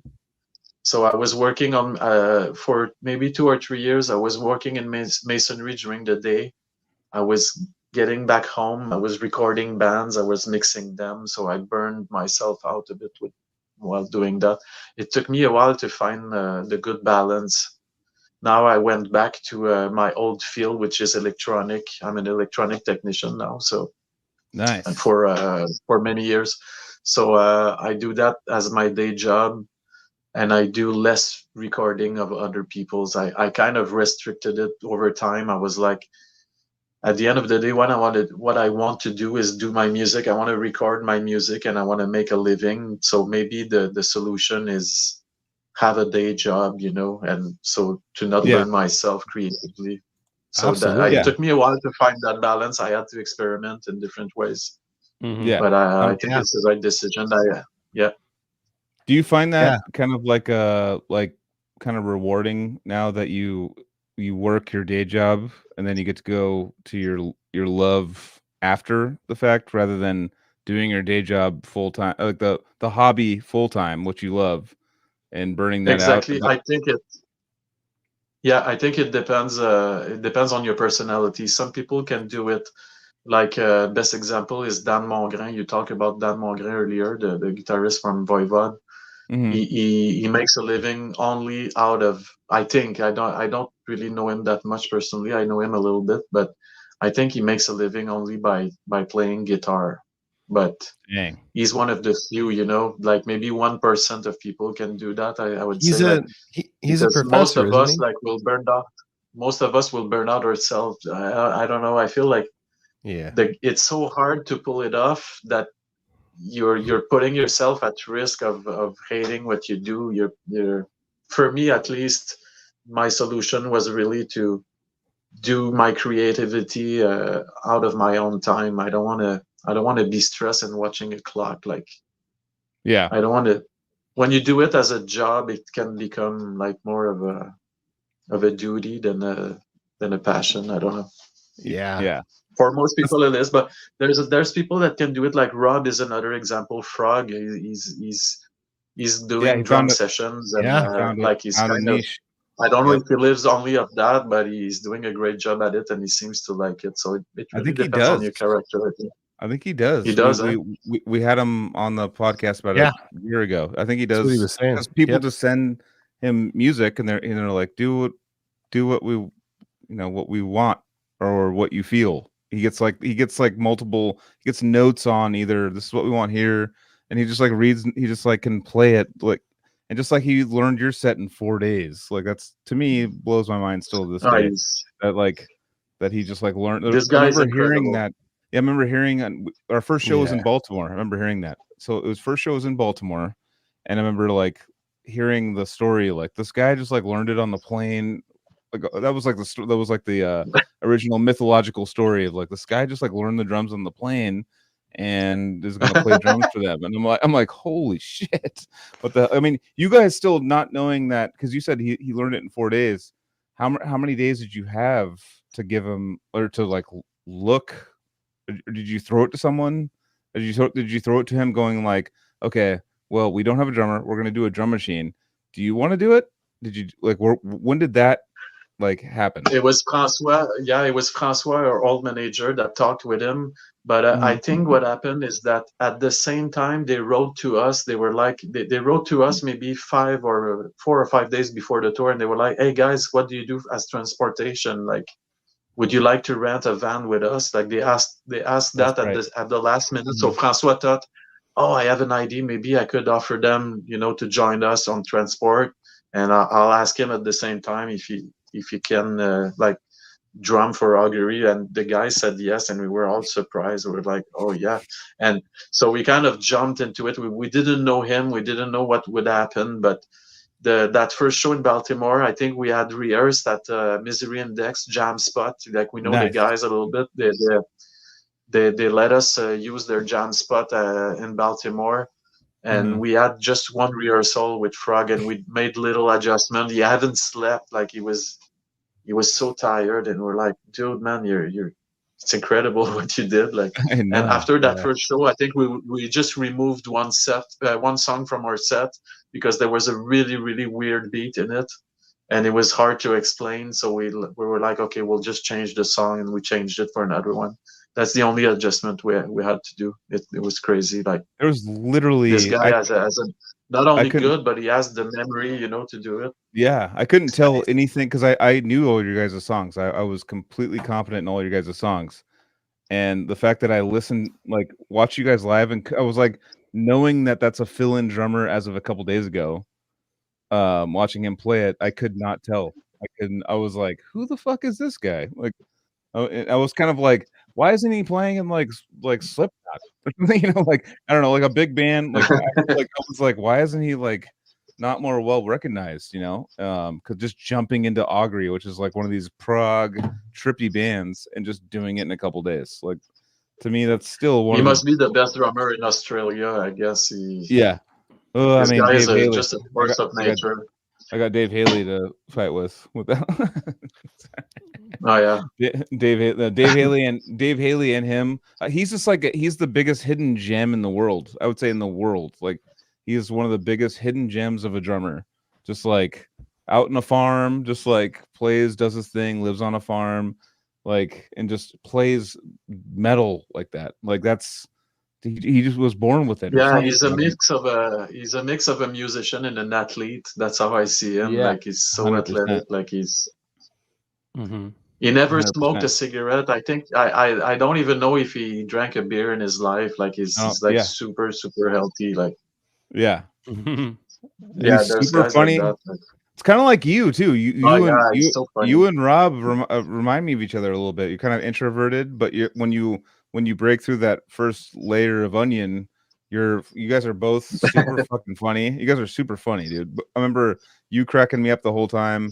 I remember like Rob, same thing. And then talking to him on the podcast, he had me cracking up the whole time. Like, and he's very introverted, my family and blah, blah. But once you get in, he's very sweet and loud and extroverted. Once you or Rob know someone, you open up, Yeah, exactly. Oh, he's such a cool guy. I love him, that guy. Yeah. Yeah. And he's so easy to work with, like such an easygoing guy. Yeah. 100%. So getting into the recording stuff, I'm gonna gear nerd on you right now because I know you're a absolute gear nerd. I know that Pat was building guitars, right, for a little while. Pat was building his own guitars. Yeah. So did you play any of his guitars, or what were you playing when we toured? I still have that guitar. It's a Mark Chiquan. He gave me a sponsor of a new guitar, actually. I have Yeah, it. let's see it. Let me see it. I just received this guitar lately, another one of his. Nice. Very nice. Oh, nice. Yeah, it's I a love guy the from Sherbrooke. He does also guitars for Gorguts and Oblivion. That's how I got to know him. I have only two guitars. I'm not a person that use a lot of guitars for Augury. Like I only used once for all the Augury shows and albums, and that's the second one I have from him. I just had it recently. So for the other stuff that I do, I like to change guitars, but for Augury, I like to keep the same formula. I don't know. I don't experiment a lot with different instruments. For Augury, I like to keep the formula. How do you spell the guitar name for what you're playing? Mark Chiquan, Chicoine. Cool. Is he a luthier that makes? He's building a guitar for Luc Lemay right now. Oh, nice. Yeah. So back in 2000, I wanted to buy a good guitar, and it's actually Pat that suggested me. Pat and Stephen Henry suggested me to go to this luthier. And he's an amazing luthier, Mark. He's so good, such a nice guy, and yeah, there's a lot of good luthiers in Quebec too. How's Stephen Henry doing? Louis Philippe Bond also. That's good. He does stuff for Forrest. Forrest has a Chiquan bass as well. Dang, that's awesome. Yeah, how's Stephen Henry doing?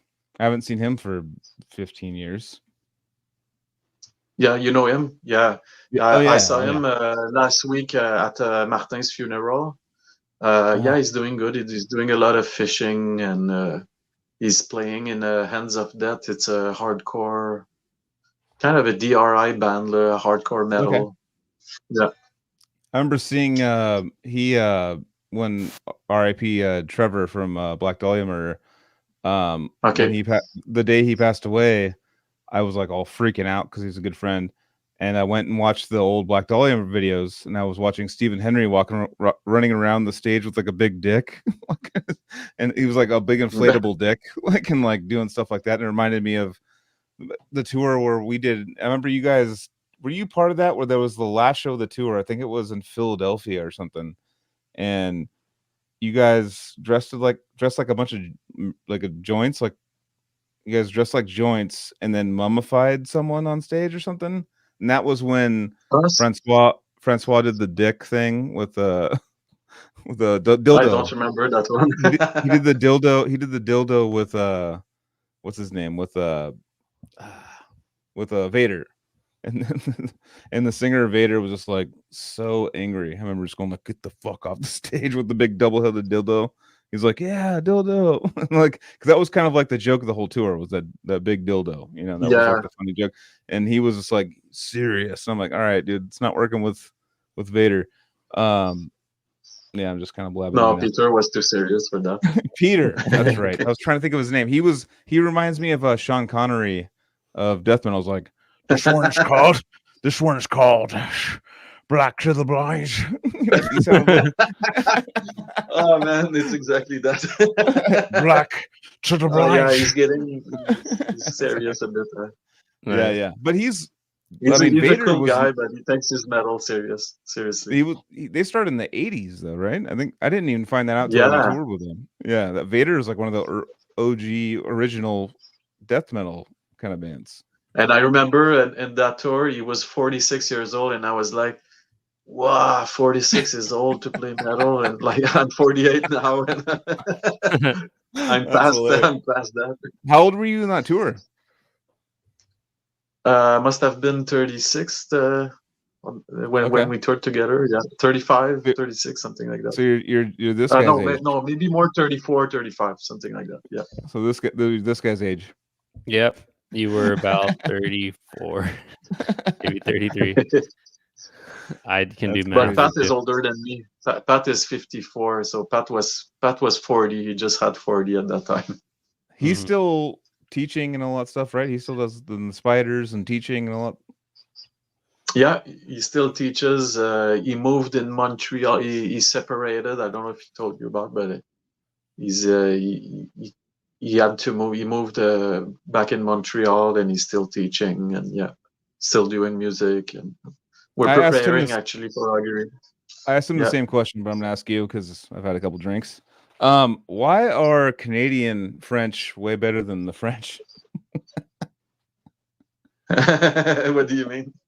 I feel like touring with French Canadians and then touring with French, I feel like there's more of a French Canadian feel like there's that serious French going on, but like fun.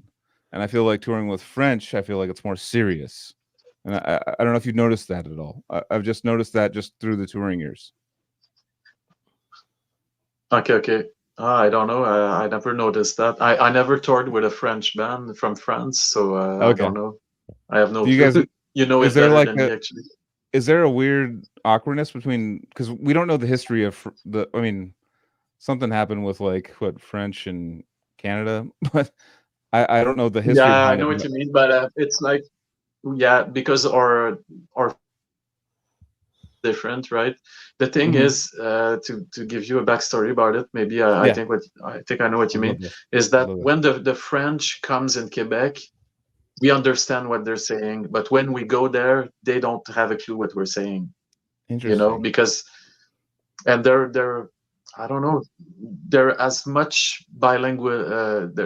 People speak English there. They can speak other languages too, but for some reason, sometimes French have a hard time understanding Quebecers. I don't know why. Interesting. And sometimes it's really close, the word will be almost the same. Maybe it comes from that, but in the metal scene, I don't feel that at all. It's outside of metal. It's more in the mainstream side. Were you stoked to see Gojira? But you toured with French band before?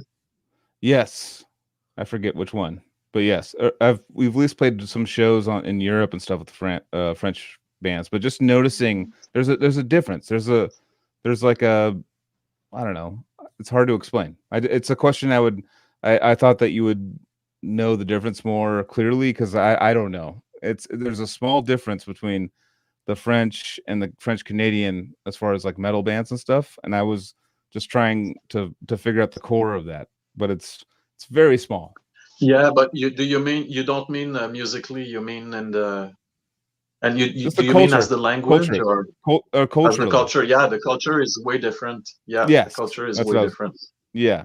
How would you compare? Because here, I would say Quebec is a mix of Europe and the States. It's like both of the worlds mixed together. Exactly. So maybe that, I don't know.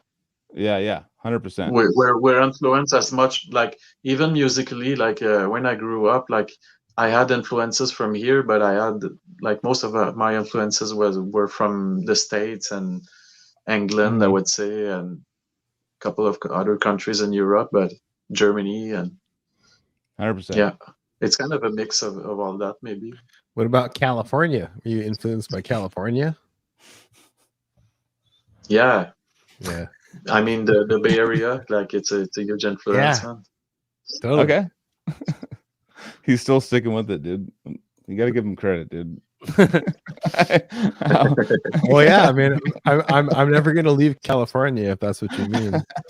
That's why I bought a house in Rockland, because the Bay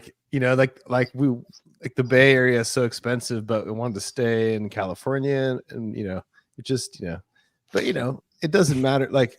That's just where we're from. We love music from everywhere. Just because of the Cali Death podcast from California, that doesn't mean. Here's the point: is that here's the point: is that our music is influenced by things outside of California too. So like that's the whole thing. Like not even just metal. Like like we love everything. So even though it's like what you call the California scene is also influenced by non-California things. So you got to give credit. So just because we're from here, like you got to love. Dude, we were influenced by Augury. We were influenced by all the Canadian bands for years. So there you go, Joel. That's awesome, man. Yeah, it's the truth. It's the truth, man. I mean, no, Montreal is humongous for us. Montreal's humongous. Oh yeah, one of the biggest. I mean, that's famous to us. For I mean, 20 every years. city in America should, like, if you're a metalhead, like, Yeah, you kind of wish you were Montreal. That's like the mecca of in our continent. That's where it all goes down, and people take it seriously. Still, people like now. If I were to play, like, I think out there, you could play your music to a person on the streets that's not really into that kind of music, and they could probably be like, okay, well, I get it, it's cool. Here, it'd just be like no, absolutely not. Like, that's disgusting. People would be, they're not very open here as far as like you think of like Europe and then Montreal and all these other countries that really have like a pulse on metal. And I wish that I'm very jealous that you got to grow up in that, because for us it was kind of the secret, like, underground scene. Like, we're like, yeah, dude, let's go to this one dark club and play like death metal, and then like sneak away like in the Cryptopsy Gore Guts. Yeah, and then you When guys had that as your scene. It was like a big scene. Just learning about death metal, it was just like, there's also Cryptopsy and Gorga. It was just like Tampa, Florida, and all that shit, or just Florida, and then there's New York, and then then there's Montreal. It was just like right then at the very beginning. Like, if you don't want to travel 6 hours overseas, you can just go to Montreal and just experience it. But it was, I love what you guys are saying about the, like, it always kind of felt like, I mean, if it's dorky, whatever, but it's like, it always felt like it was like our little window into Europe, like Montreal especially was kind of like a little bit of the European feel in North America. And like, to us, it was so cool, dude. It's like we had like, I feel like we were like cultured by you guys being different and doing your thing. And we had Hannes on the podcast a while back, and we asked him, from Necrophagist and Obscura and everything, Hannes Grossman. I remember that. Okay, cool. I think it was him. I'm pretty sure it was him that we asked him, and we're just like, maybe it was Joel or Casey, but it was like, dude, what's the country with like the most technical death metal? He was just like, Canada. Like, he just like, it just was, and it was like, he meant Montreal. I mean, it was like, but I mean, all of it was great, but it was just he's like Edmonton. He's like Edmonton, dude, has really good technical. Calgary, Edmonton. That's a fun city. Yeah. But I mean, all of Canada is great. Like, I love bands all over the place. I mean, I love bands Pacific Northwest. Like, shout out to Zoth, but it was very like segmented in Montreal, though. It was like very like that was established very. Montreal just kind of won. It's like Martyr. I have to say it's like that Martyr, for generations. It's not new to metal, because back in the prog days in the 70s, I don't know if you know that, but like Genesis and a lot of the old, even Yes, I think I heard that. They wanted to play their best shows were in Montreal and Quebec City, like in the 70s. So it's cool. Back from then. Like, there was I think there has to be something about music lovers here in the culture. Like, there's a lot of people that goes to shows and they likes to go out. They like to see every kind of shows, every like of events, and it just grew up on that, I think. Yeah, that's awesome, man. That's so cool. So it's a really cultural city, so it helps. So and even like Quebec City. But I know what you mean. City. Like, sometimes there's big cities that only has that little small scene. Like Toronto is more like that. Toronto is way bigger than Montreal, but the scene is like it's way smaller. But it's still cool. But when our first tour in Canada, our first time there was 2006 on the Bloodletting, and with Odious Mortem and man, Deeds of Flesh, and we had such great shows up there, so much fun. And but Toronto was a really good one. Like, dude, the crowd was just feeling it. Like there's a video on YouTube of us. Yeah, I got my hat on. Montreal though, Montreal was like Montreal was always. I felt amazing. that they understood the most. I felt like they were kind So of you guys toured with Deeds of Flesh, you said? Yeah, the Bloodletting 5, 2006. Oh, nice. It was I Deeds love of them. What was it again, Joel? Deeds of Flesh, Vile. It was Deeds of Flesh, Vile, Decrepit Birth, Odious. I used to live with Stephen Henry and Pat in 2000, I think. And we had to our place Deeds of Flesh, Disgorge, like they were touring together. We had all of them at our place.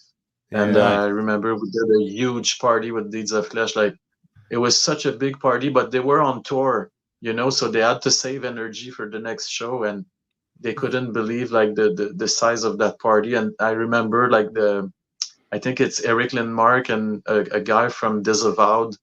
They were the last guys at the end, and they were like, okay, we had to go to the corner store, and we were like, no, you're coming back after. They were like, no, man. And they escaped, and they had to sleep, and they had to escape us and to sleep in their vans. Like we had a huge party with them. It was wait. Hold on. You said Disgorge was there? Yeah, Disgorge. There was Deeds of Flesh, Disgorge, Severe Torture. I think, I'm not sure. Nice. And Disavowed. Disavowed? They're good too. Oh yeah, I love Disavowed. Oh yeah. I want to get those guys. But Deeds of Flesh are such an amazing band. I love them. Like so good. Their first EP was so groundbreaking. Like Gradually Melted. Yeah, the first. Their very first album. We were talking to I don't know who. Maybe it was Jacoby about it, but it was like the episode 1. But basically, what was it? Joey was the drummer, I think is his name, and like the way he played on that is clearly like just raw, like microphone, like just done really well. But he does these like this little like flat little flat flabber busts of like double bass into the double bass he's already doing, like these little like drags. Really? Like accents, you mean? Yeah, like he does. Yeah, it's so fucking, dude. Nobody does that. Is that the drummer on the first album you're talking about? On Gradually Melted, you're talking about? The first EP? The EP, yeah. Okay. Yeah, dude. Oh yeah, that drummer was so crazy, man. Dude, it's so good. Like, I don't know. I mean, I'm sure people have. I think at the time when this came out, it was probably one of the fastest death metal thing. Them and Devourment, I guess, and Cryptopsy. To me, they're like that year. It was in '94 or '95. I think these guys were the heaviest ever. Definitely. Yeah. So the first Dying Fetus also came out that year. Yeah. You got to. For me, it was like. I kind of got into death metal probably 2000, 2001. So I was very behind on like catching, like having to go backwards. Okay. I mean, Anthony's clicking stuff. But understanding it, like it's always very intriguing to me to find your path, and then these albums are just coming out like the the old early Grotesque Impalement or stuff like that's coming out, and you're first just being like, what the hell is this? And like and back then, like nowadays I feel like they focus more on production and more like it's got to be like a heavy, like, but back then it was like what they can get, and that's the music they're doing, and people would be like with their cassette players just like, what the heck is this, and just slowly understanding it. The first Covedis also came out that year. You're familiar with them? Covedis? Yeah, we had. God, I'm blanking on his name. Yeah, I can't remember any names. But we had Bart. No, did you have Bart from? We had the drummer. Yannick. Yannick. Yannick. That was he's a good friend. Damn, like 2 years ago at this point, 3 years ago. But yeah. Oh yeah. Oh, he's cool. That guy. He's a bus driver now. He has his own. Gone in April and stuff. He makes bus driving. Yeah. Didn't he have like some a brain issue or something, and he had to stop drumming? Is that him? Yannick? I never heard about it. Oh, the original. No, I don't think that's. No, I don't think Yannick had any health. He was like a physicist or something. Like he was. Like yeah. He Joseph had a big job. He was working on Yannick was working on building scanners for hospitals. That's right. I think you worked on. Yeah. Okay. Got it. Yeah. Yeah, So he that designed band, some of them, if I'm right. But yeah. yeah, that band's like literally up there for me because I was, went through the Oh, whole, so good, going dude. through like my new metal phase, then to At the Gates and Sepultura, Slayer, At the Gates, and then Quo Vadis. I heard Quo Vadis and was like, or Quo Vadis was like, what the fuck is this? It's like a mixture of extreme and the melodic. And I was like, that's Yeah, from Montreal. exactly. There were really pioneers in that style, I think. Yeah. Yeah. And Yannick, his specialty was the bass drum. He was so quick on the bass drum, and it was melodic. Yeah, like you said. Yeah, it Who was that guitar player who played? Oh, in Will. He was played in. Yeah, Will is one of the guys that played with them. They had a couple of guitarists. Yeah, he was cool. Played in Araxis. Yeah, yeah, exactly. Because that big Quo Vadis. He's from Belgium. That guy, I think he went back in Belgium. Oh, that's right. Yeah. That's right. So he actually played on that Quo Vadis live at the medley. Yeah, the live DVD. one. Oh, okay. Yeah, I remember, exactly. I was there at that show. It was such a good show. You were there so the medley on that video? We played actually. Augury played on that show. We played right before Covidis or something. Yeah, it was a sold out show. Yeah, I think there must have been 2,000 people. It was the venue was packed. It was crazy, man. It was such a huge show. There was a Despised Icon too. Oh yeah. Joseph, have you seen that?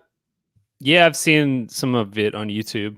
Yeah, it's on YouTube. Yeah, we used to watch it on like DVD back. Josh had it. We would watch it all the time. Yeah, I was on a Quo Vadis kick for a while. I remember the super fast kick drums, definitely. Yeah, he was tight as fuck, dude. Yeah. Silence Calls the Storm. Yeah, we did the Canadian tour with them. Yeah, that's why didn't you guys? Our first tour, the very first tour that we did was with them. Actually, it was a Canadian tour with Quo Vadis. When they were when they filmed that DVD, did they offer, or was there like an offer to be like, do you want to pay some money and get it recorded, get Augury recorded in the same fashion? No, they just asked us to be on the show, and they did their own thing with the production. Yeah. Dang. So there was a huge production. Actually, they had a crane. They had this big crane with the camera like coming down. Yeah, I remember seeing that. Yeah. Dang, that would have been awesome. They put a lot of money into that show. Yeah, definitely. We had the easy task of just playing right before we. I saw them, and it looked really stressful, to be honest, because there was so many things going on. That crane that they had like, I don't know, many guests like for every songs, and it looked really stressful. So I was happy to only do a regular set right before that. You know that big band called Ghosts? There's a they're like the Ghost band that wears the masks and stuff and runs around. They so actually I'm talking to getting one of the guys on the podcast actually right now. But the fact is, watching them live and all the changes they have to do, and like moving up the stairs this time, they have to like also play their instruments, and then they have to like move from here to here. Okay, the lights are going to be here, the fire is going to come here, and like playing your instrument just like while trying to like do choreography sounds like an absolute nightmare to me. It's not. Oh man. Yeah, and I'm happy I don't have to wear masks and stuff. And I know, and then you can't. Remember see the Amenta when we toured together? They were putting like charcoal on their faces, and every night, and all their clothes were going in the same box. It was dirty clothes. That smell. Oh my god! It smelled so bad, man. Because they never washed the clothes. So at the end of the tour, we were putting their box in the end of our trailer. We were like, man, this doesn't go in the van at all. Like, this doesn't go in the van. Another just a stinky band was the first time Flesh God Apocalypse came into the United States, and same thing, just like stinky, like they were just like shoving their shit after they just take it like off these wet clothes and just throw it into a box and then put them back on like 30 times in a row. And I was like, dude, like, they'd be in the same dressing rooms as us. And I'd be like, I mean, I love all those guys, but at the same time, I was like, dude, like, it's like the whole place would be just mold and mildew and just like, it just smelled like, how do you put that on your body? It's gross. Damn. God, disgusting. Can I pivot the conversation a little bit towards Yeah. the art, towards Matt's Yes. art? Because Yeah, sure. I've been nerding out to it Yeah, on man. your Facebook page. If you don't mind me sharing my screen so I can showcase it to Yeah, sure. our YouTube viewers. I have to pee how real the quick. fuck? Yeah, get out of here, Joel. Go ahead, Joel. And I guess this is you up here working on some charcoal. That is Nice. charcoal right there. Is Yeah. that okay? Awesome. Yeah, it's pastel. Yeah, I do pastel and charcoals, and yeah, it's mostly pastels. Yeah, that one is going to be at the exhibit, the one you're showing, So with how long the blue is it? faces. Is it do you consider yourself like a professional artist at this point, or semi-professional, or just as a hobby? I'm doing it professionally, and yeah, I think I consider myself a professional at pastel. Nice. I do that only for 4 years, Okay. but I think I'm at my 230 artwork, something like that. Damn. Yeah, these are amazing. Like Oh, some of thanks, these man. pieces are super cool. Yeah, it's awesome. This whole I this did is some all just some skies and artworks landscapes. for bands too. Whoa, click that one on the right that looks kind of the down. This one. Oh man, there's so many good ones. Fuck. The one, okay, click the one above that, like second to the right. Yeah. Damn. That one is actually inspired by a photo from I think it's somewhere in Arizona. Oh, Yeah, But I I can see changed that. it. Like Cool. it's kind of it has this Arizona vibe to it. Yeah. It was funny when we had Patrick on and we were like showing these images, and he was like, "Well, you know, he has a page of the art is way better than that." We were like, "Yeah, we know, dude." It's like obviously like he's so talented. But Wow, at first, nice. I started that actually during the pandemic, just for fun. Oh. Like I was off from work, and Wow, nice. yeah, That's awesome. So that's when you started doing charcoal stuff. yeah, I started in Yeah. 2020 during the pandemic. Yeah, Mm-hmm. Just like the podcast, dude. Same time. Here's the You This guys is way do? cooler. Way album cooler. art. What? Damn. Yeah, that's an album art from a band from Italy, That's sick. That's so Astral sick. Paralysis. Is that the T-shirt you were Fuck wearing Oh, yeah. thanks, right man. now? I thought I saw your the logo on your T-shirt. Yeah, it's this band. Yeah, it is. Oh, cool. Nice. Nice catch, damn. Attention to detail, dude. This guy. That's another one. That's a one from my close to my hometown, Guntoy. They're from Rouyn-Noranda. It's a town very close by. Nice. That's awesome. Nice. Damn. Hey Matt, have you heard of the band, the Icelandic death metal band Ophidian Eye? Heard of those guys? No, I don't. Oh, you should check it out. They're really cool. Great dudes too. I'll send yeah. you a link like in our chat. Yeah. Yeah, they're awesome. Yeah. From Iceland pretty much. Yeah. That's sick. Okay, Well, that's That's really so sick. cool. this is So- one of my favorite. Oh, sorry. I'll go back. Which Oh one? yeah. The one This one? before? Yeah, that one. Oh, that's sick. I love that one. That's awesome. So how many Nice. pieces are going to be showcased at the art exhibit? How many pieces are you showing there? There's gonna be 5 pieces. It's a collective actually. So I think we're 7 artists. Yeah. Okay. So it's a collective. It's a collective show. Okay, nice. Yeah, I think it's my 3rd or 4th exhibit because I'm new to that. So I did exhibits in Montreal and I did one in Toronto. Mm-hmm. Yeah, I really enjoy to do that. Now I have like three big passions, so to fill.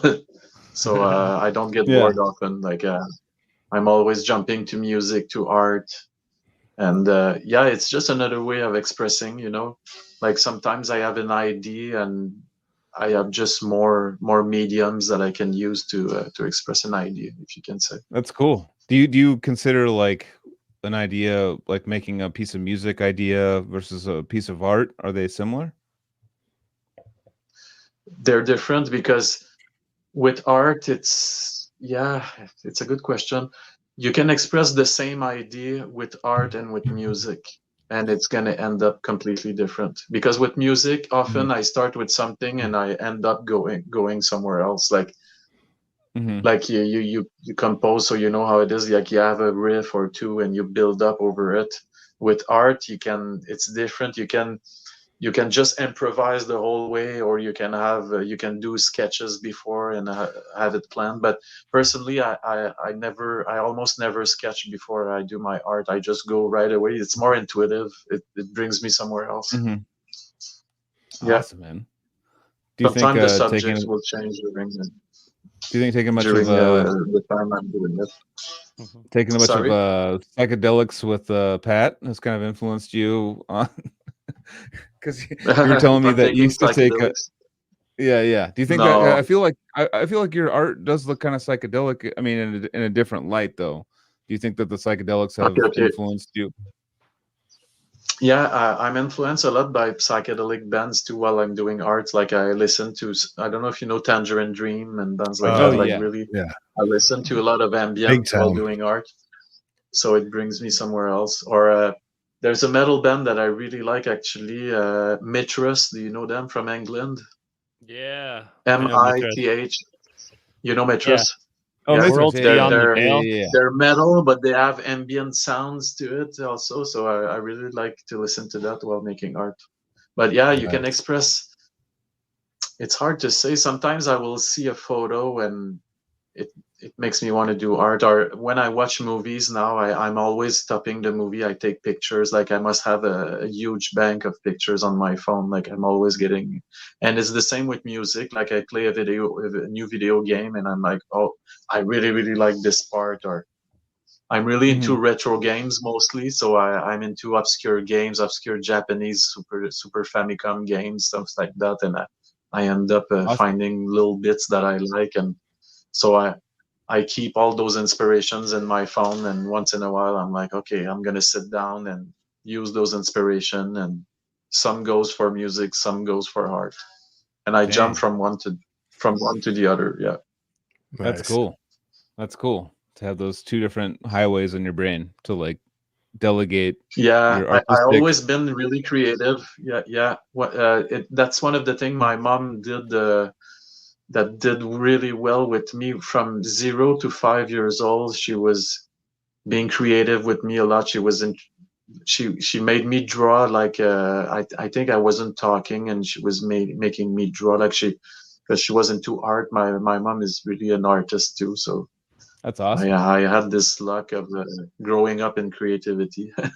Yeah, it was never discouraged. It was always kind of like my child wants to do something It was creative. encouraged. Yeah, Mhm. exactly. So I had to build the other side of my personality, which is finding it like having a career and be more serious about other things too. But she really helped me to have my creative side. And so you would recommend that And to most of the as people in my family are musicians too. oh, gotcha. Guess they're all creative up there. I even Jesus. have my nephew Clovis. He's a guitar player, and he's 12 years old, and he's starting into death metal right now. So Sick. that's really cool to see. I don't have kids myself, so Oh yeah, you're just the cool uncle. Oh, he's gone. Oh, frozen uncle. Frozen uncle. No, I actually that's very interesting to hear. Just like, do you like kids into art? Like, do you, I mean, obviously you want them to be artistic and express themselves, but at the same time, do you want them to like Have a bad focus life. on yeah. Do you, like how important is money to you? Yeah. But no, say okay, I can hear you. You're So back. you froze for a second, Matthew, but yeah, that's I was basically just kind of touching on the base of encouraging, if you have a child, encouraging the arts and stuff like that, but also, I mean, as a guy that's been through, and same with me, like been through the both sides of okay, let's go tour and do all the touring stuff, but also too like, you know, money and bills are due and things like, you know, it's I kind of had the kind of last hurrah before rent was too incredibly expensive while I was touring. At the time it was like $500 US to have a room, you know, and then now it's like $1,700 where I'm from. It's like, you know, 800 probably in the middle America, 800 to like $1,500 to have a room. It's kind of like fine if you're a parent now with a kid with a very big musical instruments, big musical proclivity, you probably want to give them like a realistic mindset of going like, all right, do the music and stuff, but also do a job on the side, like do work, and then have that be kind of a like a dream on the side, not put all the eggs into the dream basket, you know.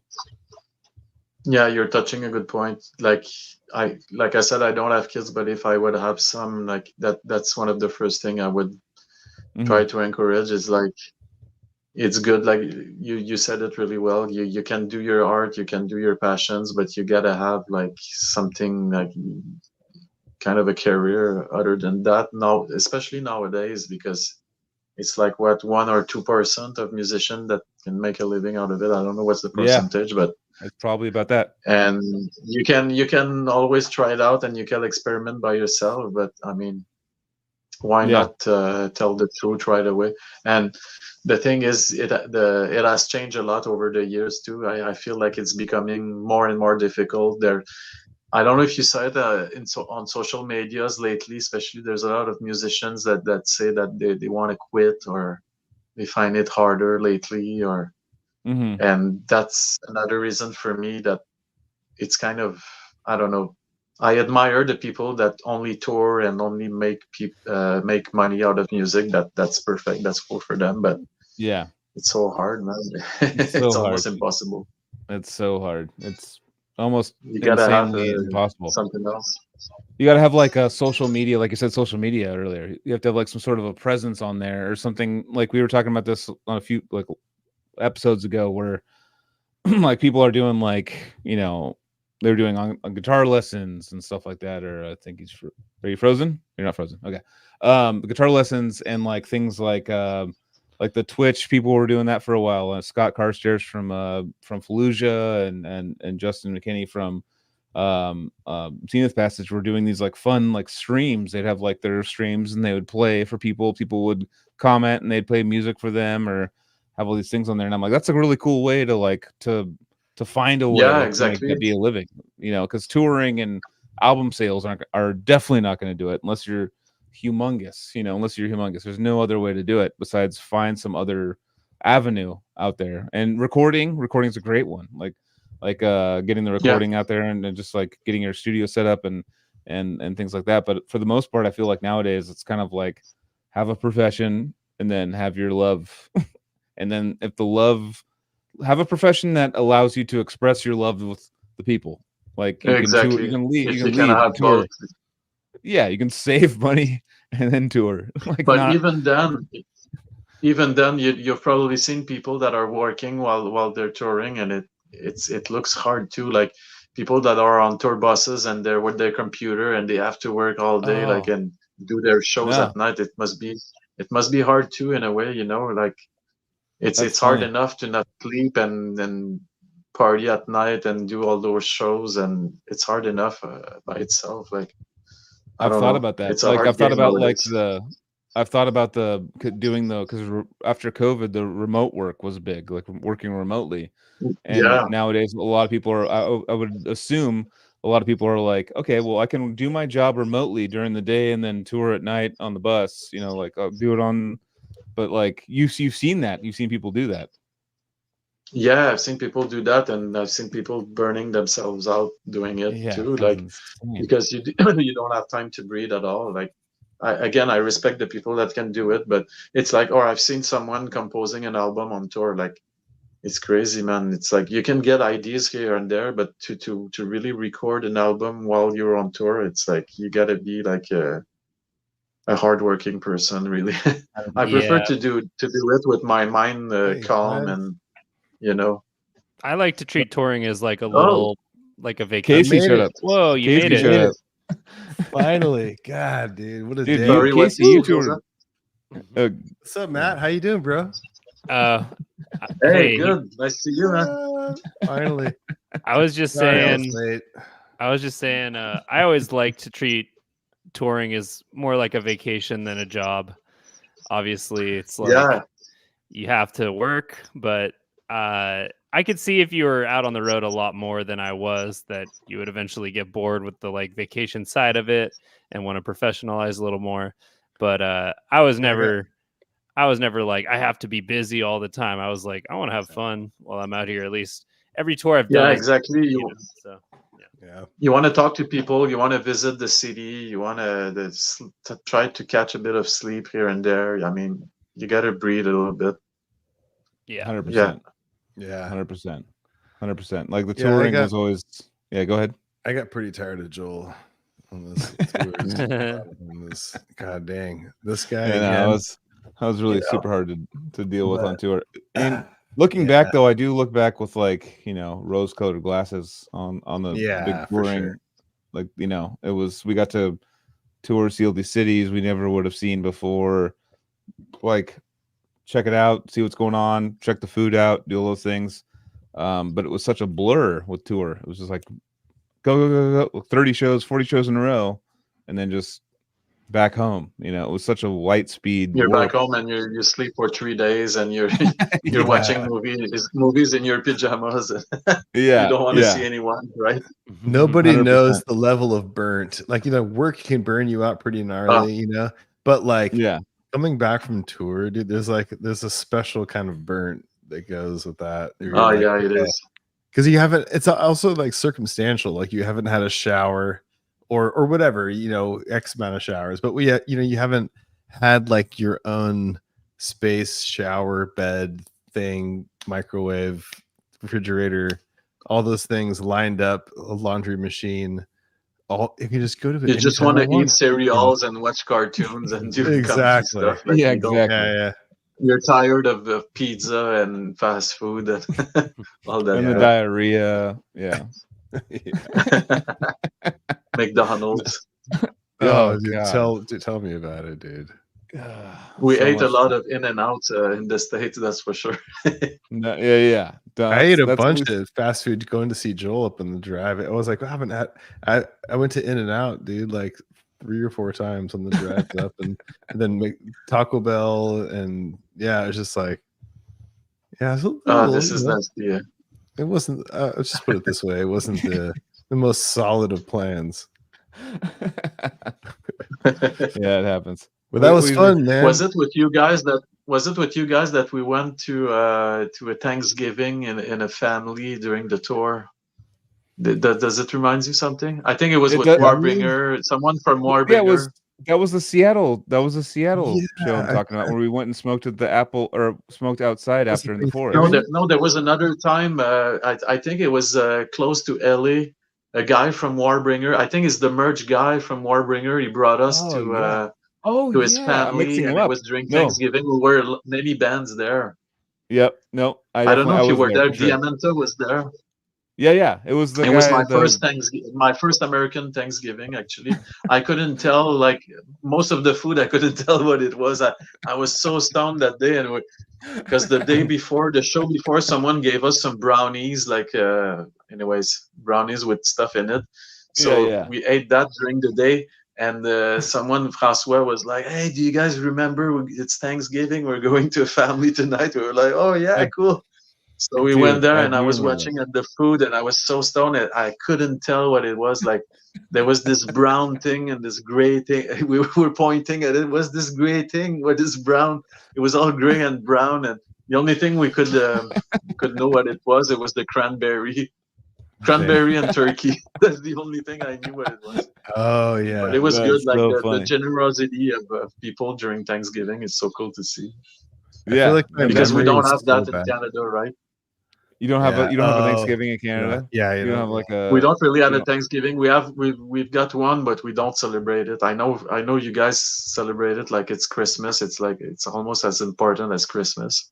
So to be invited in the family at Thanksgiving, it was a big thing for me. I was like, wow, like I don't imagine a family inviting people, strangers, like especially three metal bands for Christmas and their family. So it awesome. it was quite cool. That is awesome. No, actually, the American people were really, really cool to us on tour. I couldn't believe it. Like so many times we slept in people's places, people's houses, and the amount of generosity was really, really cool to see in the States. Hell yeah. That's yeah. I noticed that about we were talking about today. I was watching some sort of, I forget what I was watching, but it was like talking about catering and how in the Americas, or in America, they're like, hey, here's a per diem, here's the money for, go out and find your own life, go get your own food. And like you go to like Europe or Canada, I remember it would be like catered. It's like a nice, they put the time in to like cater to the thing, and we're like, oh, we thought about you guys. And I'm like, oh, to me, I was always like, that's adorable. Like, not like just find your own food kind of thing, you know. And I actually always respected that. You're in the middle of nowhere. My favorite highway, was find something. I think it was Germany. I think Germany actually like they had like all this beautiful setup of like lunch and breakfast and all these things, and like they had these like little things of like, you know, pepper and salt and sugar. I remember like in the morning I was like, we pulled up there, and I think it was Munich or something, and I remember pulling up and I was like, yeah, I like a little bit of like sugar on my cereal in the morning, you know. And I put it on there and I took a big bite. It was just a big bite of salt. And I like started vomiting because it was because they had it the same dish as the sugar. But no, it's very interesting here. It's very, like, I've been in times where, because a lot of my family lives out of state, they don't live close to me, and I'm working, and I can't leave. You know, I'm like, I have to go to work tomorrow or work in a day or two, and people will be like, just come over to our house for Thanksgiving, and I'm like, all right, and just everyone just come on in. You know, you're treated kind of like family. It's very, very fun time, and that's probably, I mean, historically not the best holiday, but as far as friends getting together, it's a great holiday, you know. But as far as it is. Pilgrims were jerks, I guess, but no, fuck, I'm just talking right now. Anthony, go ahead. Where's Anthony? Anthony's not here. He left. Anthony took off. Yeah, he had. Dude. He had another kid. I kind of got to get going personally. Yeah. You started wrapping it up. Time to wrap, dude. Let's wrap it. But Matt, dude, all of the awesome memories on tour. It's really cool, like seeing your face, Augury. Yeah. First of all, it's Augury to us. All right, I'm just kidding. First of all, I'm still kind of that fat, so. But as far as yeah, see, that was me when I was thinner. But no, it's really great to have you on again, man, and seeing your name on the lineup coming up. I was like, oh, like the first thing I thought of, like I said, was in that forest at that friend's house in Seattle. Like, I don't know why that comes to. We had so many other fun times. Yeah, me too. Actually, that's a big memory for me too. Yeah, when I think about you, I think about that place too. We just smoked pot. Because we had a big discussion that day, I think. Oh, we did. Okay, there must be. Yeah, there was a discussion. Yeah, we had a fun discussion.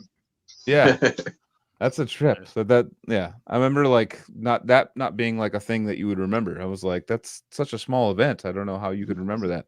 Yeah, I remember it quite well.